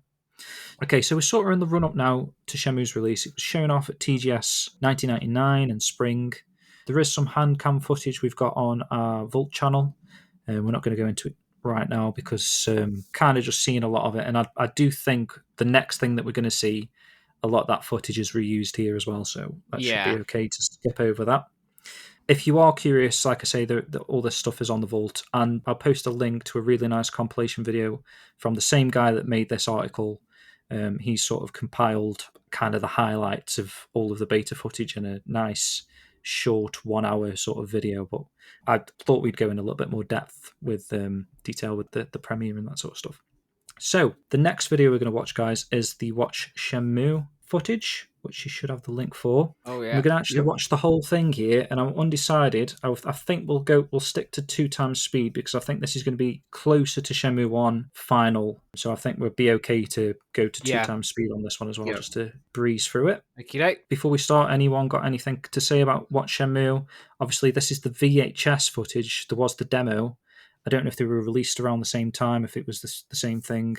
We weren't going to talk about the demo, but if anyone wants to say anything about either of them, feel free before we start. Oh, I mean, the demo, even in that, actually, if people play it, there's some notable differences. The arcade being one of them. Yeah. It's the big one. You've got a button dedicated to squatting for some reason. You do. And also have Izumi as well. She's one of like the guards to stop you running off into the depths of Dobuita as well, and obviously she's used in Shenmue 2. It's also that dude in Shenmue 2 with the cowboy hat, right? The Chunyan. Chunyan's bookie. Yeah, there's loads of differences. Like a lot of the NPCs have got like totally different faces as well. Like Naoyuki, for example, like you can tell it's him because of his clothes, but yeah, his face is just like totally different. So yeah, it's quite interesting sort of playing through it and spotting all those differences. So not just an earlier model, it's like a completely different face that they used for him. Yeah, like totally different. Yeah. Really interesting, guys. Okay, so let's get into the footage. So this is a 28-minute video, obviously times 2. It's only be 14 minutes, so sit back and enjoy. If you're watching the YouTube version, we're going to be reacting and commenting again. Okay. 3, 2, 1, go. Yeah, so this is the VHS version, if anyone's picked that off These VHSs are getting rarer now as well. A little bit, yeah.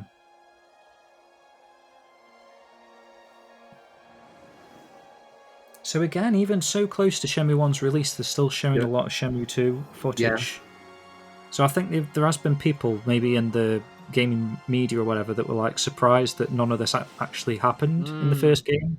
Yeah. There were like a few disappointed people that were like, well, what was all this stuff? And Shuin's in a purple dress again. That rooftop's different. Yeah, I think it is. Somebody needs to get this VHS and like upscale it. Mm-hmm. That was still the original. Yeah. Before they remade Hong Kong, so you can see it's got like a fresh coat of paint. What we're seeing here, but there is still elements that they've.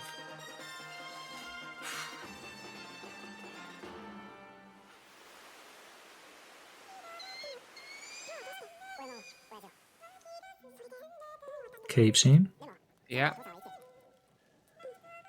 You can tell it's not quite finished though, can't you? Yeah. It's, in the game jam, Stu, was that model? Or... Yeah. Of Shenmue.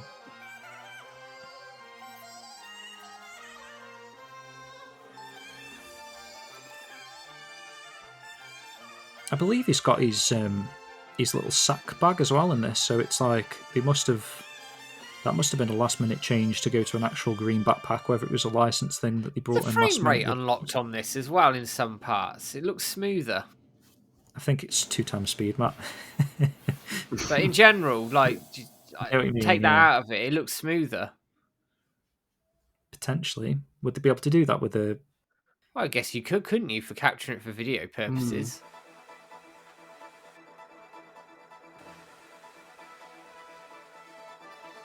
It's cool seeing these at different angles. And the harbour.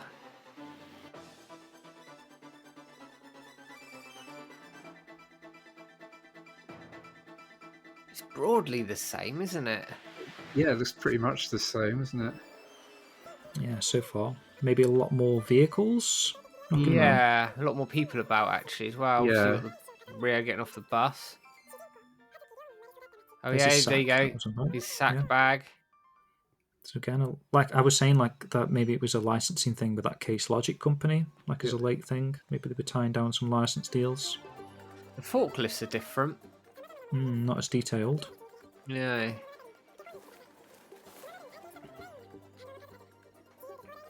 Still got the pigeon mocap.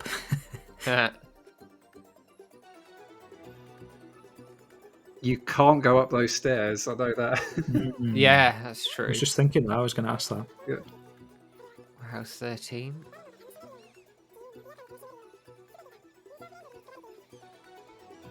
There's a good job of like giving you a glimpse of the game, though, doesn't it? For people. Yeah. That, obviously, this that came tornado out kick. Different T-shirt, isn't it? That layout's different. They haven't got those pillars there in the final product.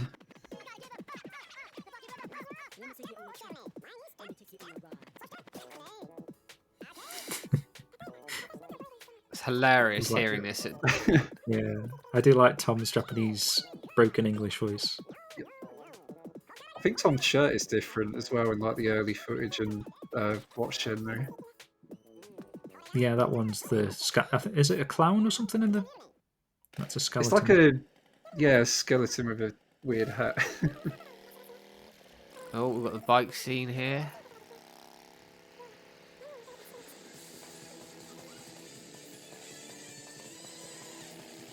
Different music, maybe? Yeah. Sounds like 80s hair metal. Yeah. One from Muse collection, perhaps? Yeah, probably, because he's into that sort of stuff.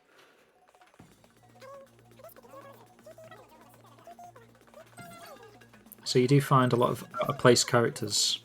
Yeah, there's Mark. Yeah, Mark gets his ass kicked right here. Yeah. Well, Mark was a bad guy, wasn't he? Which is why I guess that picture of the sailors or whatever in Rio's room, MIAO was the Mark's on one of them, isn't it? Because they're probably all bad guys. Snow, although it's battering down, isn't on the ground here. True.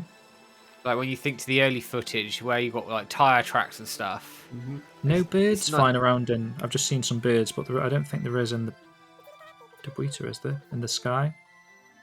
Not that I remember. No. The Christmas decorations are different as well.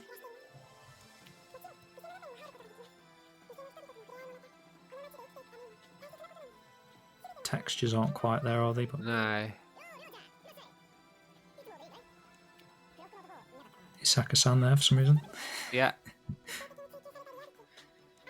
Yeah, she's running the jeans shop. Yeah, it makes you wonder, like, who came up with, she's better fitted as the lunch lady? Or... Yeah. Is that another Yu Suzuki walking into a room and the jazz demanding changes?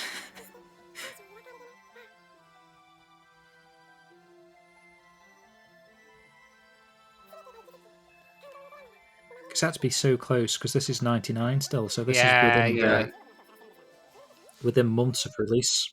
It is interesting how much changed and like how much Who's stayed that? the same. Who's that character in the red? Yeah, I don't know. Yeah, I don't know who that is. Goro! And we did just have a glimpse of the arcade, and there was Afterburner in the arcade as well. Yeah, which is from Watch Shenmue as well.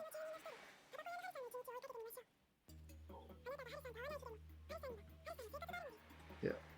Also, I think I remember this bit. It sort of shows her daily routine, I think. Oh, yes. Okay. There you go. Yeah, I think it's that does say, like, within one day.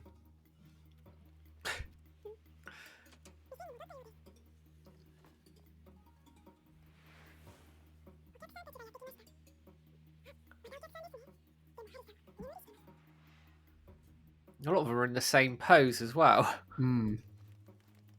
Kids running. Is there a big post box there in the final game?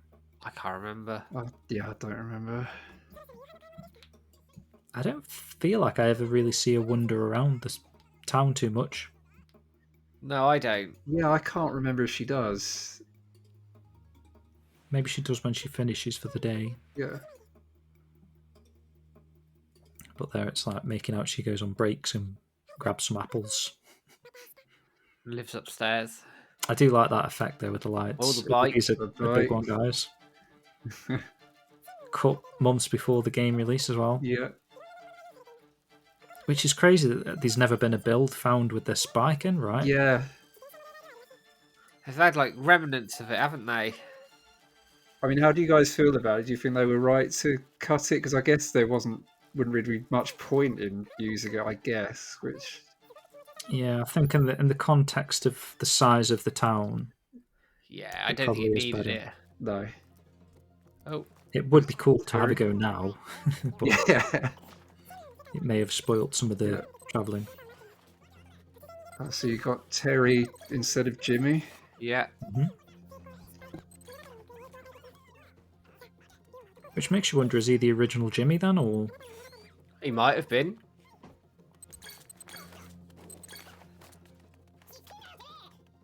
And he's run off somewhere different. Yeah. There you go. In the arcade. Different layout. Look how many machines are there. Charlie in the background.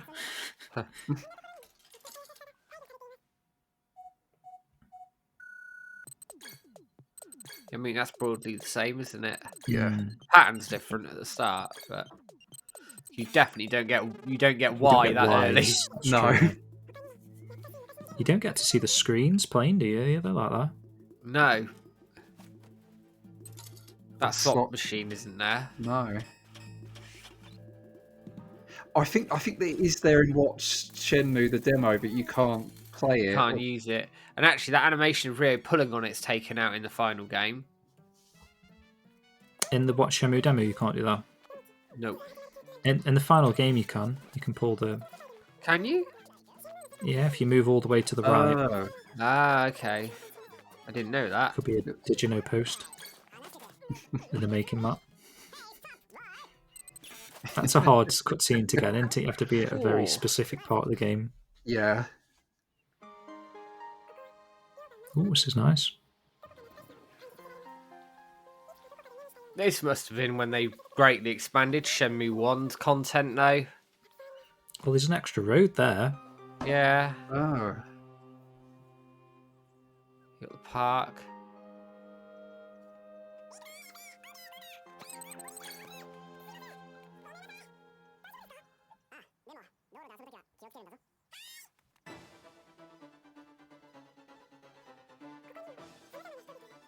Have we heard this music? Yeah. I don't know. I feel like it's in Shenmue 3, but I can't remember. Might be. Yeah, there's that fighting music actually in Shenmue 3. Yeah.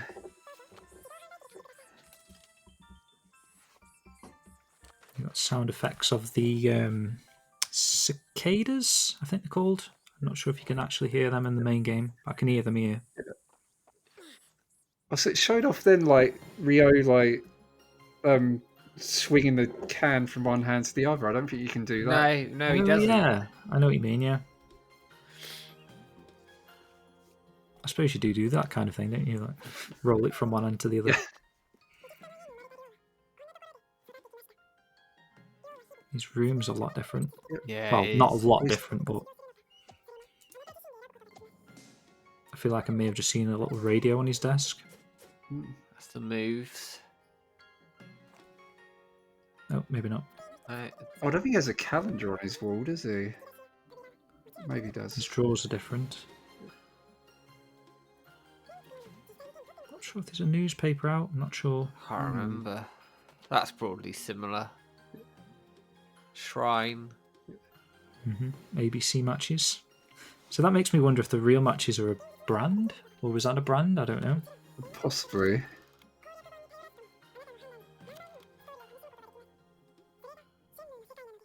flowers. I'm not sure. Can you get flowers there in a cutscene when Nozomi goes in the altar room, doesn't it? Yeah. Not sure about in the hallway.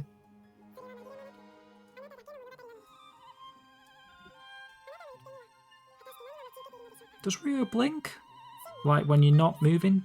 When you're not in a cutscene? I don't know. No. I'm just seeing him blink when he was just standing in front of the dojo then.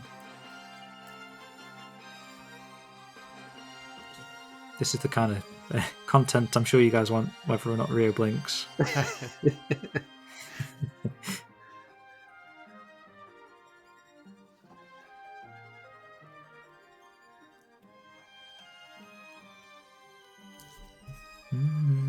That's gone quite quick, actually, guys. We're coming to the end. In fairness. Yeah. Bikes, 2 cyclists just come past us.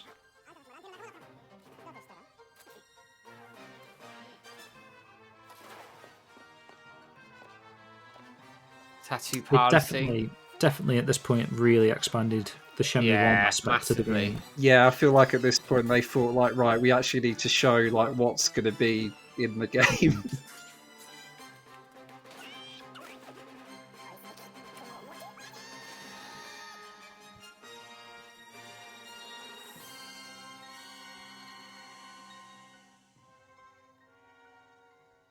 I wonder when they made the call to split them. It would be interesting. They got to a point where there's far too much Shenmue 1 content now, I think. Just beg the question, doesn't it? When they split it, was that Yu Suzuki and the team going mental, and then they got told, right, release it now? Which wouldn't surprise me in any way. No. That went by quick. That went really quick, actually. I don't think there's anything else to say about that, right? It's strange how you're quite close to release there, and it's blatantly not finished, knowing what we obviously know now. Crunch time those last couple of months must have been insane. Yeah, I mean, I think crunch culture was very much a thing back then. I know it gets a lot of bad press these days, and rightly so. But yeah, I mean, especially in Japan, like they must have been sleeping in the office to get this game done. Like they'd have had to, wouldn't they? Yeah, they had a lot of staff working on it. That helps, I suppose. But definitely, especially, I don't know how many weeks or whatever you'd need for it to go gold as well prior to release, and they've already delayed it a couple of times. Imagine if they hadn't delayed it and it was meant to be released in the spring, we wouldn't have got that finalized version that we're playing today, aren't we? Do you know what I mean? It would have been more in line with how it looks here if they'd have been forced to release it at that point, which doesn't bear thinking, does it really? It's like night and day in some respects. I mean, it's quite close, but it's obviously did a lot of extra additional work to bring that up to speed. Yeah, to make it groundbreaking. Anyway. They must have absolutely killed themselves. I think they had a team of 300 odd working on Shenmue 1 and 2. Mm-hmm. That's a massive team working on that. If they're all crunching as well, working 15-hour days and sleeping in the office, you can see how they turned it around as quickly as they did to get it out. And I know, reading a lot of the press at the time as well, they wanted to get it out because they had to beat the PlayStation 2. And that was a big thing. Mm-hmm.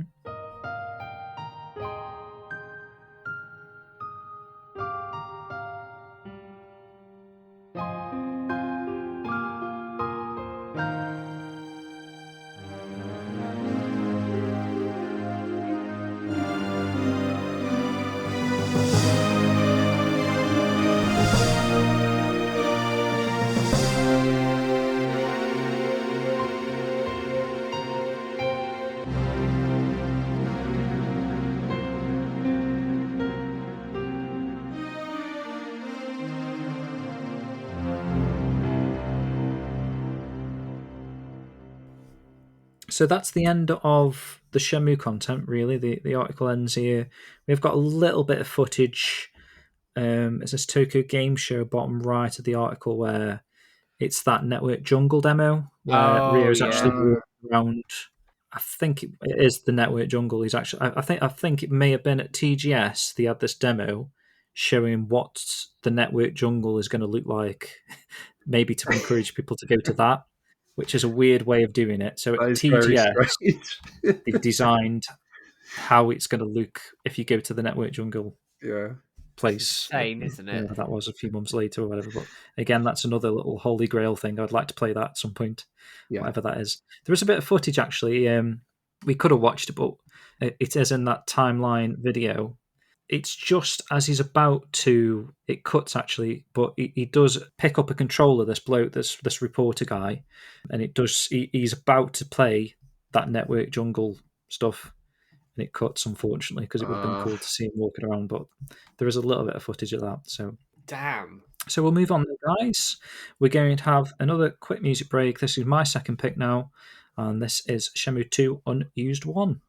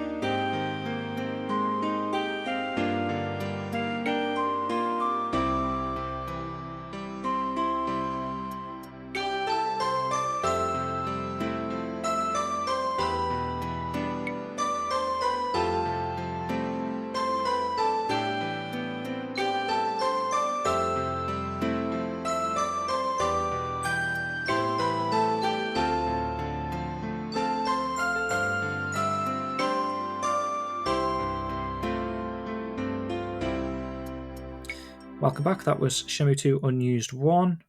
We haven't really got too much Shenmue 2 specific beta footage because obviously we've already kind of seen most of it, right? Yeah. You know, from Shenmue 1 point onwards anyway, what they must have been working on. Was there a year between them? I mean, it was released, you said, Stu, like sort of the very start of the year of 2000, and we got Shenmue 2 in 2001. Yeah, so Japan got it at the end of like 1999, and then we got it in the US and Europe like late 2000. Mm-hmm. And then Shenmue 2 came out in 2001. So yeah, crazy, really. Crazy, yeah. So within that time, again, I'm not sure if we saw any footage of Shenmue 2 being produced. We have got this article that I'm not going to go into an insane amount of detail on, otherwise we'll be here for another 2 hours probably, but this is Switch's MIAO Village blog post, and it's like a series of about 10 parts, and it is well worth reading, guys. This is some of the stuff we mentioned earlier, where there's like a side quest with a few characters that we've actually seen some of the beta footage of, probably what that was going to be leading up to this village called MIAO Village. And for the longest time, Matt, right, we all thought that this was Shenmue 3. Yeah. This was BERKLEY Village. This is where we're going to go. Obviously, it ended up being MIAO Village, which is like a sort of a rural village close to Hong Kong. Yeah.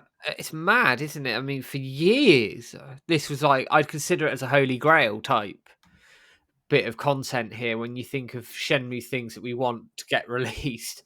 Obviously, the MIAO Village stuff now is that we want a playable version, but back then we wanted to know what it was. You then think about like other holy grails, like the Saturn footage is a definite holy grail as well, and this was one of them. This was absolutely a holy grail, and I'm going to add the premiere footage to the holy grail stuff if anybody wants to release that quietly to me. Along with Shenmue Online, Shenmue City.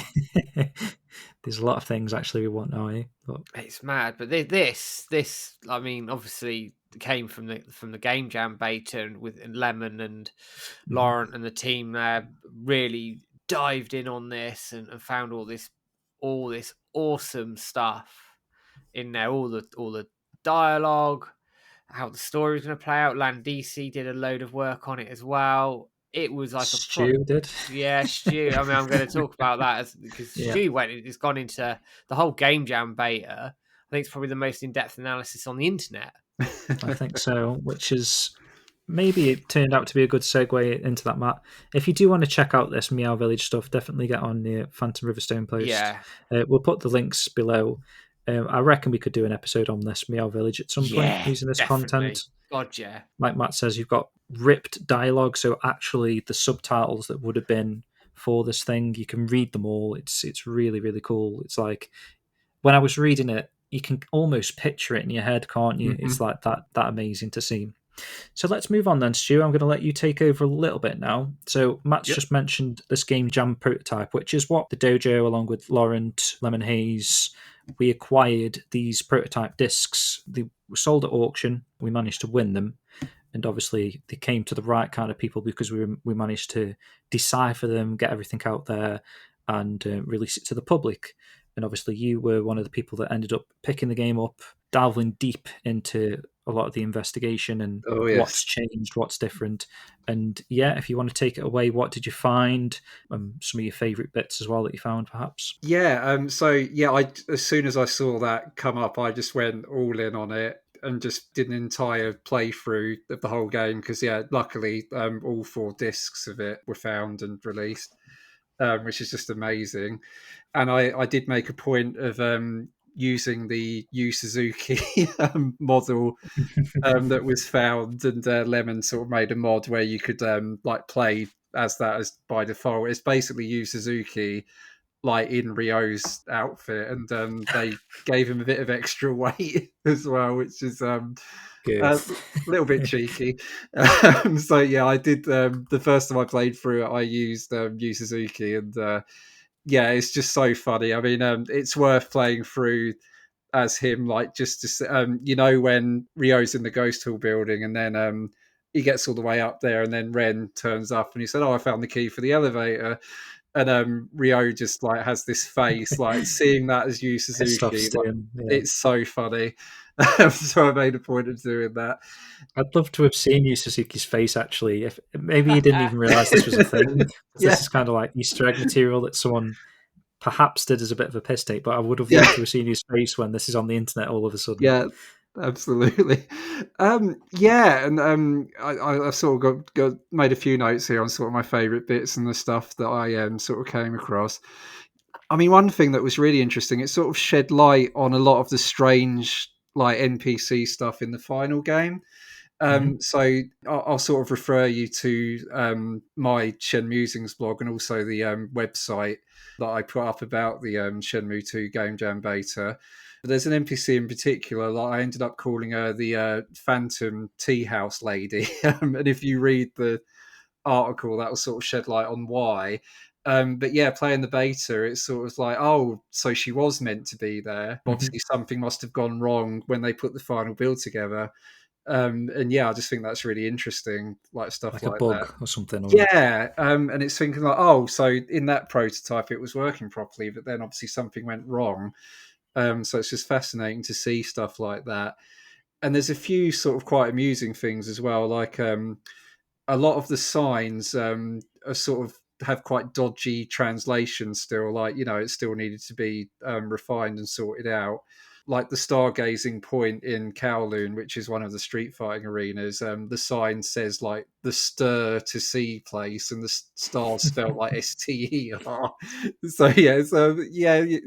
You sort of translated it, but not quite. So it's just really funny to see stuff like that. I mean, one of the more fascinating things as well is when Wong gives you the map of the Yellowhead building, there's actually like a placeholder image on it. And it's like an early map of Wanchai. Like you can only see a little bit of it, but it does look sort of quite different. And I'm wondering if that map is maybe the early Wanchai we could see, like in the footage we were watching earlier. That's an interesting point. Yeah. Yeah. So I am wondering that. Yeah. And another thing, so obviously we've played sort of some of the unused music from Shenmue 2 throughout this video. And some of the tracks, like you actually do hear them in the Game Jam beta. So like, it's when I recognise some of them, it's like, oh, so that's where they were going to use that. So yeah, it's just incredible to get this like insight, into how the game progressed and how they sort of changed certain decisions and changed certain things. I mean, even some of the characters as well, like Ren's face is like completely different in the Game Jam beta, and they changed it. They sort of made him look a bit more, I guess harsher is the word. They sort of crossed his eyebrows a bit more, and it was definitely a change for the better because it's the Ren that we know. But yeah, it was just interesting to see that the face was different beforehand. And then a lot of stuff. It's just really weird stuff, like some of the NPCs they just sort of swapped about a bit. Like I know, like when you're in the Yellowhead building, they like some of the random like Yellowhead thugs you fight, like they swapped them around a bit, like for the final version. I'm not entirely sure why, but obviously someone like me noticed. And there's a lot of changes like that don't make sense, but they did at the time to them. I don't know. Like you say, music changes. It's like they were going through everything with a fine tooth comb, and like anything that they weren't completely convinced by, they were like, let's change that, let's change this, perhaps. Yeah, and I suppose it just shows like how like much of perfectionists they were, which you can clearly see that in the final product. Like I don't think they wanted to release like the same with the first game as well. I don't think they wanted to release it like until they were completely satisfied with it, and you can sort of see that in this prototype, the amount of things that sort of changed, and obviously, and in the footage that we've seen as well. And yeah, one of the other interesting things is, so when you fight Baihu, like in the Yellowhead building, the loading screen that pops up actually says Tiger Gate building. So we actually knew from back in the day, like when Land DC sort of, hacked into the games and found all this unused stuff. And then he sort of found evidence that Baihu was originally going to be in this like building they scrapped in the final game in Kowloon. Like he was meant to be in the Tiger Gate building, and he was just going to be like another Street Fighter, like Rod and Chunyan and Greg. So when I saw that loading screen, I was like, "Oh my god, is it actually going to transport me to the Tiger Gate building? Like, am I finally going to see what it looks like?" And it doesn't. It's just it's a little leftover. But what is interesting, when it does load, the black suits are like outside the arena cage, sort of like cheering him on, which is something they definitely do not do in the final game. So I think that is a leftover of when he was in the Tiger Gate building, and it was probably like completely different NPCs cheering him on. And obviously they'd only just sort of started the process of swapping things about and putting him in the Yellowhead building instead. So yeah, just to see that, like, it was incredible. Like, I was thinking like, oh my god, this is like something that Land DC figured out like 20 years ago. And now I'm seeing it with my own eyes, like the remnants of it. Like, it's just absolutely incredible seeing stuff like that. There is a really good video by Richard Payne, isn't there, Matt, that we've actually just uploaded on the dojo. Is that what you were going to say? I was going to just make sure I was going to slip that in before you moved on, because it is a really good comparison between the Game Jam version of the Baihu fight to the final release. And I will mention, actually, I'm just reading your notes that you put on your website here, which is, I'm going to chuck the link in the description below as well if anyone wants to check out this, what Stu's found in a lot of detail. But apparently the build was compiled on the 6th of November 2000, so that kind of gives you a rough estimate of how close they were from Shenmue 1's release to Shenmue 2's release. So it's kind of like, is this kind of slap bang in the middle, I guess, between the two release dates. This is the halfway point, the progress they've made on Shenmue 2 at this point, where they've scrapped that whole Aberdeen area, whatever they had just before Shenmue 1 was released, and they remade it, because you can play all 4 discs, can't you, in the Game Jam beta, and everything is, apart from the things you've mentioned, like signage and stuff, the layouts are exactly the same as the final release in terms of Wanchai. And so they'd obviously, within that time period, is what I'm trying to say, is they recreated the whole Shenmue 2 landscape or whatever from that footage we've just been looking at previously, which is interesting. And I will mention one more thing. You may have it in your notes, Stu, so sorry, I apologise if you were going to cover this. But one thing that I quite found interesting was, like, none of the NPCs in general, sort of walking around exploring, have voices. So the voice acting work hadn't been finalised.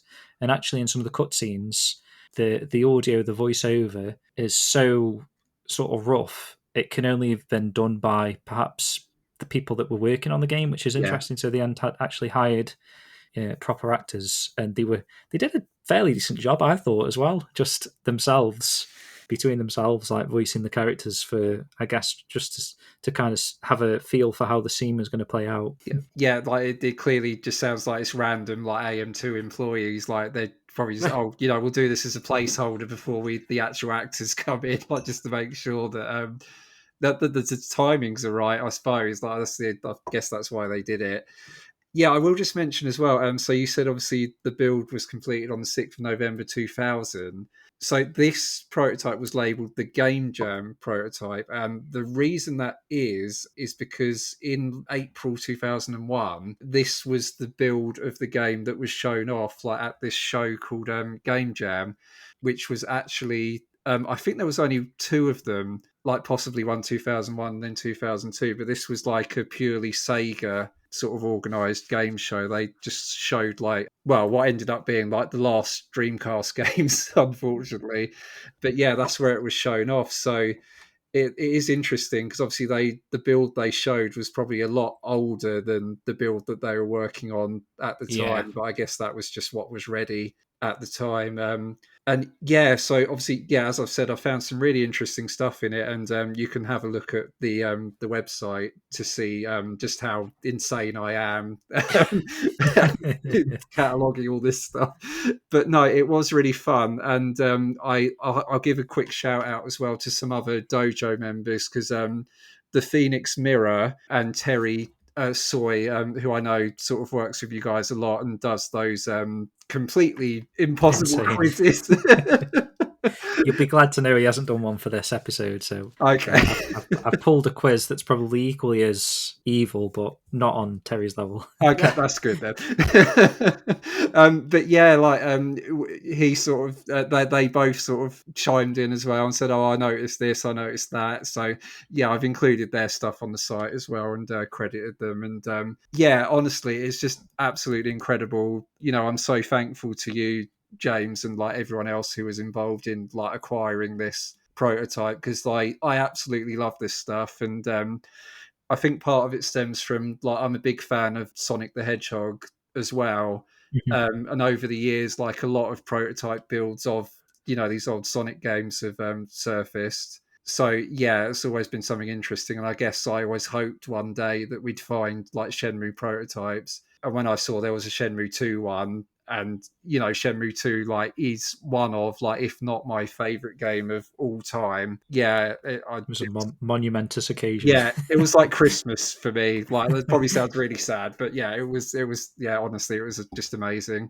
Yeah, and I'm really glad to have the opportunity to play it and analyze it. Yeah, it's just amazing. No, it is awesome, and I'm glad actually, because obviously when we were going for the discs, we had no idea what was going to be on them. It could have been a final version of Shenmue 2. It could have been. We would have been gutted. Well, not gutted, but you would have been to get a disc or a set of 4 discs that have got so many differences and a real insight into how the inner workings of the game was being created on the fly, and the piece of history is that's the sort of stuff we crave really into. We've got lack of content to go off of, really. We've played the first 2 games to death over the last 20 years, haven't we? Do you know what I mean? So to get something that's a little bit different but familiar, I was chuffed to pieces as well, to be honest. We streamed it. It was all kept very hush-hush as well, wasn't it? I remember it all being kept under lock and key. We coordinated the stream and the launch of it. And the community went mad for it. And there's got to be more of this sort of stuff out there somewhere in the vaults of Sega or some dude's basement who's bought all this stuff. Honestly, you hear of stories like that.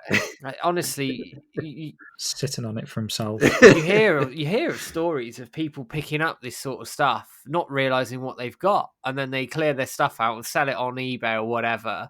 And people get hold of it and analyze it. Think, what the hell, We could, original, like, you imagine like an original Shenmue 2 build with MIAO Village playable in it, sat in somebody's basement. Wouldn't surprise me, like you say. Or in some sort of Sega archive somewhere. Yeah. Just hope this stuff has not been lost or deleted or. That's one thing video games does not do well. it doesn't show it's off its history. It doesn't preserve itself at all, and it's awful because it'll all get lost. No. It'll all get lost. I guess when you think about it, you can understand it. It's say if you were working on a piece of music or Matt, you're working on a video, right? If someone loves the final video that you made, you wouldn't have had, oh, well, this is, when I worked on half of it, you know what I mean? It's you only really keep the final product, don't you? And like you say, video games, some of the final products they haven't even kept. So what chances are, this early stuff still available? I fingers crossed, but it's not unusual for it to be lost, basically, I guess. Yeah, and it's a shame. It shouldn't be. But until something changes in gaming that allows this stuff to be preserved properly, there's a lot of lawsuits and copywriting and things around it. It will all get lost to the sands of time, unfortunately, unless things like this come out and we get hold of them and preserve them ourselves. Yeah, no, I totally agree, and I think preservation, like in any other art form, it's just so much better, isn't it? Like you don't really hear about like films being lost or TV shows being lost. I mean, you do from time to time, but it's nowhere near to the extent of like games and stuff. And it does need to be better. Like we could probably have a whole podcast talking about that, but I really wish it was better as well. Well, guys, that's probably a good place to stop the beta talk on, if any of this stuff has interested you. Obviously, there's links below. We sort of finished here with the Game Jam betas for Shenmue 2. We're not going to go into the Shenmue 3 stuff. Obviously, you saw that kind of early work in the Kickstarter. We actually kind of covered that with the Kickstarter timeline and all that sort of stuff, Matt, in that episode anyway, I guess. Yeah, most of it we've sort of covered, really, haven't we? It's not to say that one day a Shenmue 3 beta doesn't come out from somewhere, and if it does, then my name and address should be at the top, please. But yeah, go on Stuart's website here, download Game Jam, build yourself. I don't know if you explain it in your thing, but I'm sure you link to Lawrence's post that does explain like what you need to be able to play these discs. Yeah, etc. I do. Emulators and whatnot. Yep. Good stuff, guys. Right, we're going to have a quick music break. This is Stu's second pick. What have you got for us? Okay, so this is Shenmue 2 Unused number 20, which actually is used in the Game Jam prototype. So, the scene where you first meet Donu, in the Game Jam, the music actually changes to this when he grabs Ryo. So it does a really good job of like just making Donu feel more threatening, and it really does a good job of making that scene more scary. So, it's a good track. Okay.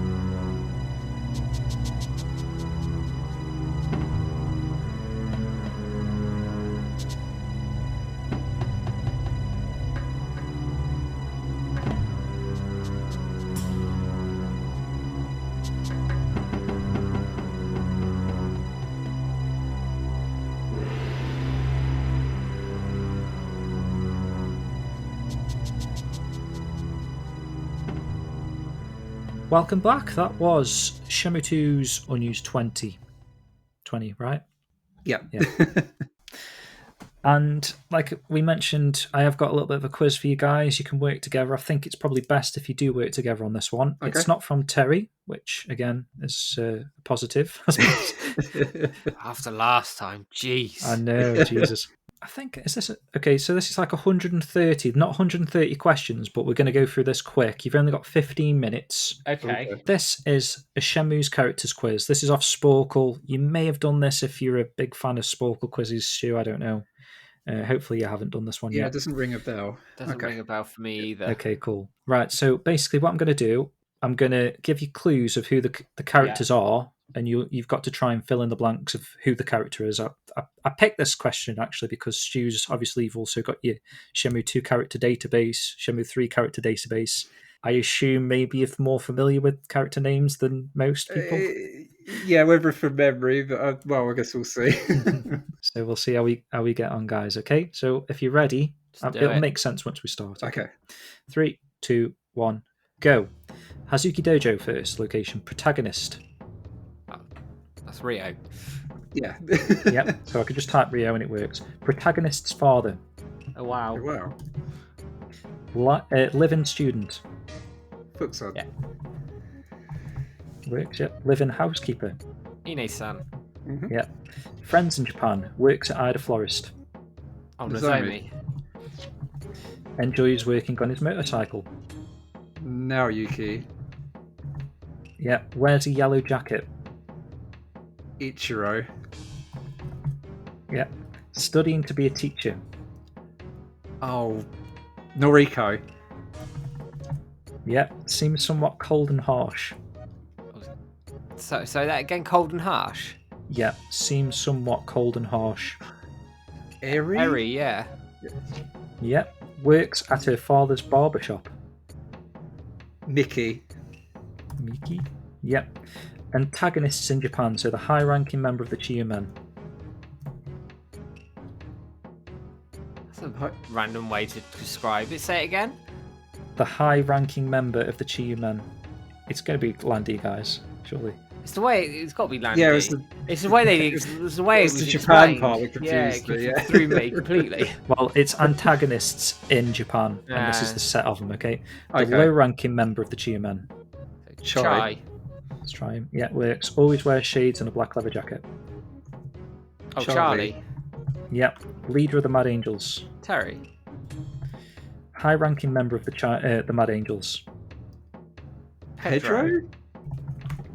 Oh, it worked, yeah. That was a good pull. Delinquent high school student. Mai. Oh, my worked a little bit later. I'll get to that one. So it must be delinquent high school student. Oh, it's the other two, isn't it? Oh, or is it Goro? Try Goro. Oh, yeah. No, it's not Goro, but Oh. No. I typed Goro and 2 answers filled in later, so that's a good thing to do. I wonder what it means. Shall we move on? Yeah. Okay, Sakura Oka. Looking after a kitten at the Yamanoshi Shrine. Megumi. Yeah. Her older sister, the protagonist's old classmate.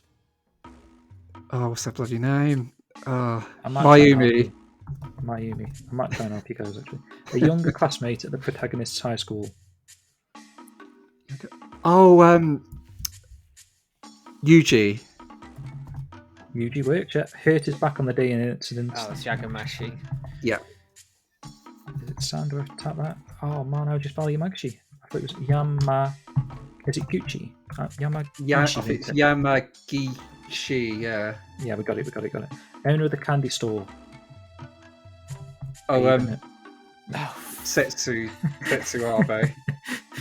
Often found sweeping in front of her house and likes to gossip. Oh, Sumiya-san. Sumiya. Yeah. Young Chinese boy. Gawen. Worked, yeah. That's that full name. Owner of the hot dog stand. Tom. Yeah. His girlfriend. Honey. Yeah. Works at the smart convenience store. Oh, bugger this. Probably the woman. It's got to be the woman, I would have thought. Minako. Yes. Nice ball. Owner of the Funny Bear Burgers. Oh, shit. Oh, Aoki-san. How are you spelling that? Is that an A? Aoki? Yes. How'd you know that? Owner of the Hoku Hoku lunchbox. This is in Debuta. Sawano. Sawano-san, isn't it? Yeah. Sawano. Yeah. Owner of the Yao Katsu produce. Oh, there's Aoi-san. I think that's the husband. Yeah. Owner of the bakery. Komina-san. Yeah. Owner of the butcher shop. Kamura, I think. Kamura-san, isn't it? Kamura, yeah. Kamura. Yep. Owner of Uo Kichi Seafood. Shinkichi-san. Shinkichi. Yes. Yep. Owner of the Yajiji Chinese restaurant. Tao and Tao. Works. So that's going to be Wang. What works there? Yeah. Owner of Mampukum Ramen. Oh, I don't know if they say her name in the oh god. Yamamoto-san. Yep. Owner of the Yamaji Soba Noodles. Yamaji Soba Noodles. God, if I can spit it out. Arcade Degawa. Oh my god. I might have to leave that one. Owner of Takara Sushi. Takara? Yeah, it must be. No, it didn't work. Oh. Owner of Bob's Pizza is Mario. Let's try to get some of these going now. Debuta Bars, bartender at Bar Yokosuka. Saijo-san. Yeah. Saijo. I'm shit at these spellings. How do you spell Saijo? Saijo. Yes. Hostess at Bar Yokosuka. Kemi. Kemi, yeah. Owner of the Heartbeats Bar. Right. Okay. I think it's Yoshifumi Hato. Yoshifumi. Yeah, it worked. Bloody hell. Bartender at MJQ Jazz Bar. Oh, I can't remember his name. I don't bloody clue. No, it's gone. Owner of Bar Linda. Hostess at Bar Linda as well. Oh. She's the woman outside, isn't she? Yeah. I don't think her name's ever said it like in game. So no, I don't remember. Let's skip some of the shops for now because we might go on them for quite a while. So, American forklift driver. It's got to be Mark. Yeah. Yeah. Wealthy Chinese shipping magnate. Master Chen. Or Yao and Chen. His son, Guizhang. Yep. Runs the harbour branch of the Hoka Hoka Lunches. Hisaka-san. Yep. Homeless man. Shozo, yes. Yeah. Supervisor at part-time working off trading office. Yada-san. Mm-hmm. Yada-san, yep. For some reason it just says Mari Yatsumitsu at the bottom, so I don't know what that was. Ooh. Friends in Hong Kong. Mysterious girl who grew up surrounded by nature, Shenhua. Oh, yeah, of course. Spirited woman who loves to ride motorbikes. Joy. Mm-hmm. Canadian student learning Kung Fu. Can be found... Yep. Yeah. Japanese student living in Hong Kong, Izumi. Crate Berlin. I'll just do these quick because I'm looking at the time here. I want to get a good score. Crate lifting work partner. Huge Mongolian who works at the Thousand White. Congo. Congo with a C? Yeah, with a C. Yes. Leader of the Yellowheads. Donu. Oh, it's Donu. Sorry, I'm thinking of the other one. Heavens. Cross-dressing member. Yuan. Yeah. Mysterious fighter who uses the Tiger Swallow style. Master Bai. Elder of the Poison Brothers. Oh, God. Do we know the names of these guys? No. I think the older one is How we do. Oh, it worked. I don't even know what I typed. What's the younger one? Any idea? If you know the young one, let me know. But we'll move on to the young kid who steals. It's Wong. Sorry. Wong. Loves rap music. Cool Z. Yeah. Second best fighter in the heavens wears a bandana. Who wears the bandana? Larry. Yeah. So the other one will be Sam. Yeah. Yeah. Mammo Temple. Master of Mammo Temple. Han Hui. Shoeing it was actually. Shoeing. Her assistant. Oh, sorry. Fang Mei's the assistant. Fang Mei, yeah. A monk at Mammo Temple. That's Han Hui. Yeah. That'd be Han Hui. Yeah. Hardworking apprentice at Mammo Temple. Jiliang. Yep. Lazy apprentice at Mammo Temple. Shikwan. I'm more impressed with the spelling here. Master of the Guang Martial Arts School. Teaches G. Zoshan. Yeah, Master Shoshan. Fuck, I don't know how you spell that. Z. Yeah, ZHOUSAN. SAN. Oh, it worked, yep. His former student, our street performer. Zongquan. Yeah. Yep. Master of Chen style Tai Chi. Teaches Yi. Oh, that's apartments. Quicksang. Quicksang, yeah. How do you spell Quicksang? Because that's not working. Oh, it's got two eyes. Okay. Practitioner of Chen style Tai Chi found in the park. Jianmin. Yeah. So the other one's the barbershop guy. What's his name? Zhang Yu. Yeah. Zhang Yu. Yep. Kowloon now, owner of 5-Star Corpse. His Ide, kidnapped twice. Zhang. Yep. Oh, how do you spell Zhang? I thought it was Z-H-A-N-G. That's how you spell it, unless you're going for his first name, which I can't remember. I can't remember. What was it in the anime? They call him by his first name, don't they? They do. I can't remember what it was. Shuqin. S-H-U-Q-I-N. S-H-U-Q-I-N. Yeah, that worked. And Zhang worked, so I don't know why it didn't. Street musician pretended to be blind. Kai. Yeah. Which one are you more versed with here? Because we've got 5 minutes. Arm wrestling opponents, street fight opponents, or darts opponents? I'm not sure I could get any of these really myself. Maybe the arm wrestlers. Mexican villain wrestler, bet 10. Jimenez Garcia. Yep. Cocky truck driver who has broken 99 arms. They're Norton. Third strongest Mongolian wrestler. Also God. competes in street fights. Uzen? Oh, mate. How are you spelling that? U-Z-U-N. U-Z-U-N. It was one, but it wasn't him. Oh, damn. He's the strongest. So do you know the second strongest or the third? Aegon?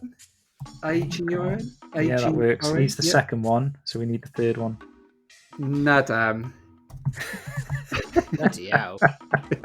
Siberian who has travelled to Hong Kong just to fight. Oh, Dmitry Levchenko.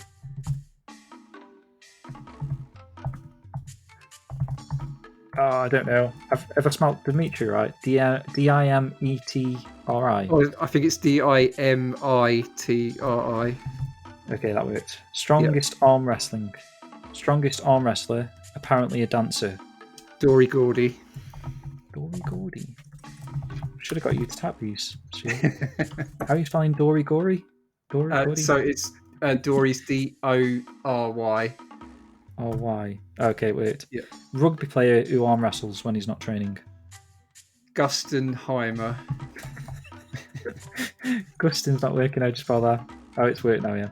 Ex-soldier from Brazil with a strong sense of honour. Oh, Julios Santos? Yeah. I'm probably pronouncing it Yeah, wrong. you got it right. Sailor who can't go a day without fighting. Matthew Hopkins. Hockey Arabian fire-breathing street performer. Oh, what's his name? Mohammed Kareem. How do you spell Mohammed? I think it's M-U-H-A-M-M-E-D. Yeah. It's 2 minutes here.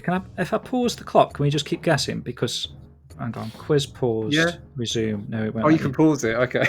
You can pause it, but it doesn't let you type answers. Okay. Oh, fair enough. Yeah. Because I feel like you guys might get the whole thing here, which would be interesting to see.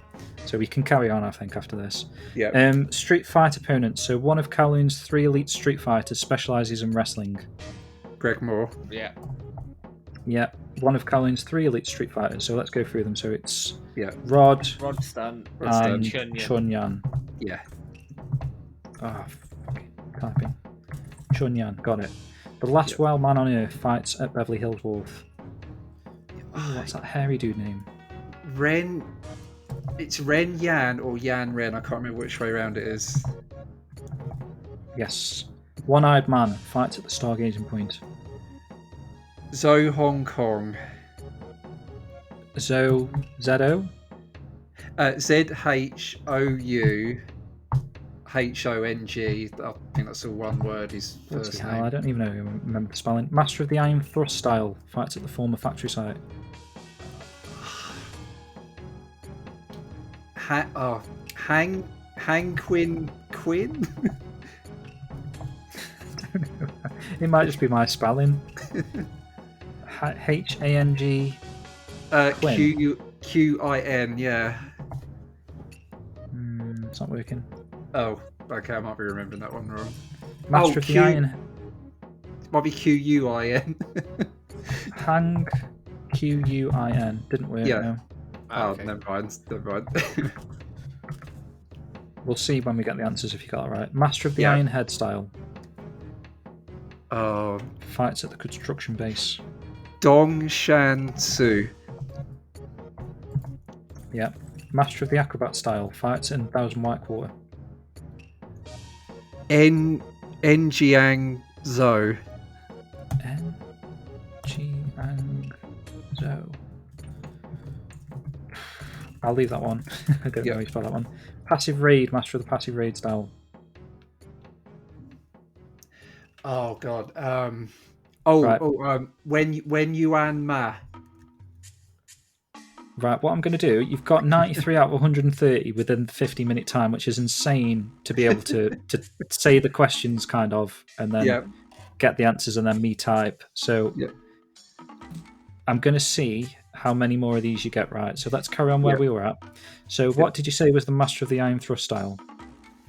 Iron Thrust. Dong Shan Su. No, the other one. The Iron Thrust. Sorry. Han Quinn it was anyway, you were right. Yeah. We were saying Hang. Okay. Master of the Acrobat style, fights in Thousand White Quarter. Jiang Zhou. Yeah. Master of the passive raid style, fights at the Small Dragon Garden. Passive raid. When Yuan Ma. Wen Guanma, very close. Yep. Darts opponents, Young Boy. Fenglin Chuan. Elderly Man. Oh god. No, I can't remember. Any ideas, Matt? No, not a clue. The foreign rapper found in Liverpool bar. Barry Jones. Yeah. When I nearly gave you the answer then. Baseball fan found in Pine Arcade. Oh blimey. Cheng Yu Wen. Yeah. Honorary member of the Hong Kong Darts Association. Oh, the snobby guy. I don't remember his name. No, it's gone. Okay. So there's two wrong there that you got from that bottom bet. So let's go back up to the top here. So young person of the Poison Brothers, the younger one. Oh, is it Bang Zuo Do? It is, yeah. Okay. Spot on. So let's go back to some of the Shenmue 1 stuff then. Yeah. So delinquent high school student, any ideas? Actually, now I've seen the name, it's very obvious. So it's not Goro or Mai. No. It's the two. Oh, Eniki. Eniki, yeah. Spot on. Debuita Food Shops, owner of the Imagi Soba noodles. Who did you say that was? I think you did say it. Yeah, Arcade Tagawa. So. Yeah, you've got it. Owner of Takara Sushi. I know it must be something Takara, mustn't it? Or is it not? It's not, no. Damn. Yeah, I don't remember. Skip that one. Just right, so we have 3 wrong at the moment. Bartender at MJQ Jazz Bar. Any idea? It's gone. No. Owner of Bar Linda. I wouldn't know that one. No, that's a crazy one. Yeah. Hostess at Bar Linda. No, I don't remember her name either. And owner of Nana's Karaoke Bar. Oh, so is Nana? What's her? Oh god, I can't remember her last name. No, I should have gave you the answers actually when we were saying no. So let me go back a sec. So the owner of Takara Sushi is Mitsuru Kumeta. Okay. Bartender at MJQ Jazz Bar is Takeshi Hirai. Owner of Bar Linda is Hiroyuki Orihara. Hostess at Bar Linda is Kyoko Hayashi. Yeah. Owner of Nana's Karaoke Bar is Nanako Shinohara. Okay. Debuita Clothing Stores. Now we didn't get around to this one, but owner of Mary's Patches and Embroidery Shop. Itoi-san. Yeah. Owner of the Military Surplus Store. Kurita-san. Yeah. Owner of Jupiter's Jackets. Suroka-san? Yeah. Owner of Water Dragon Thrift Shop. The owner. Oh, there's 2, isn't there? Oh god. Actually, there's 4 names here. So there's the owner and the person that works there. So the owner's Akasaka-san. Yeah, that's the Water Dragon 2. I'll give you that. Yeah. Oh, okay. Yep. Any ideas on the owner of the first one? No. Oh, Tatsumi-san? We would have typed that, to be honest. It would have popped up, but that's for who works there. So right. I gave you that one. Yeah, I don't remember their names. No. So I don't know the owner. No. Okay, and what about works at the Water Dragon 2 thrift shop? I don't remember a name. No. Okay, so I think you've got 8 wrong so far, if I've been doing that correctly. Dobuita Oda. Mm-hmm. Friendly Yakuza boss. Nagai-san. Yeah. Owner of Bunkado Antiques. Oishi-san. Yeah. Owner of the Sporting Goods Shop. Hattori-san. Yeah. Works at Asia Travel Company. Etsuko Sakine? Yeah. Owner of Global Travel Agency. Satoshi Shinoda. Yeah. Owner of the barbershop. Oh, which barbershop? 2 barbers. This is just called barbershop, so the other one's the barber and hair salon. But give me them both, because you'll need to give me both. Okay, so Maida-san. Yep. And Lu-san. Yep. And then his father. The barbershop's father. Lou Celia. Okay. Or do we need his whole name? Yeah, I'm sure it'd work. It was Liu Gonghui, apparently. Oh, yeah. Yep. Owner of Russia China Shop. Shasan. Okay. Owner of Lapis. Oh, it's Natsumi Sakuragai? That'll do. Owner of the Smiley Flower Shop. Nemoto-san. Yeah. Works at the Smiley Flower Shop. Oh, God, what's her name? Yuriko. Yeah. Owner of the Tobacco Shop. Hirata-san. Yeah. Owner of the Tattoo Parlor. Oh, is it? It's Takashiro. Okay. I think that's it, guys. So, looking at that, so out of 130, you got 8 wrong, which is insane. To be honest, some of those fucking Shenmue 2 character names I would not have got myself. So, I think that deserves a round of applause. So well done to you both. That was really, really good. Beautiful. Good stuff. And that's it, guys. So we've come to the end of today's show. A nice 2.5 hour show there. It's not been too bad, I don't think, has it? No, it's been good. Oh, good, yeah. Not bad at all. So, guys, if you want to tell us, or tell the listeners rather, where people can go find you. So, Stu, obviously you're the guest on this particular episode, so it would be cool, handy, just to explain, I suppose we did at the start, but who you are and where people can find you on the internet. Yeah, my name's Stuart. I'm also known as Miles Prower on the Shenmue Dojo and also the Shenmue Dojo Discord. I have a blog called Shenmusings, which you can find on shenmusings.wordpress.com. And I've also got a page about the Shenmue 2 Game Jam Beta, as James mentioned, which I'm sure he'll link to. Mm-hmm. Yeah, and you can also find me on Twitter under Shenmusings as well. Smashing stuff, good stuff. Nice to have you, by the way. Yeah, Great. Thank you. Extra insight, and especially in the Game Jam stuff, that's massively. Hearst and covered there, very good. And Matt, do the honours if you want for us. Do the honours. In my bunged up state, I will do the honours. So guys, as always, thank you for dropping in, consuming all the content that James and I put out for the dojo. You can find us on Twitter, Shenmue_Dojo, Facebook, Shenmue Dojo, Instagram, you guessed it, Shenmue Dojo, Twitch, twitch.tv/Shenmue Dojo, YouTube, where you'll find James's new law investigation stream and all the videos and bits and pieces we put together, including the accompaniment to this.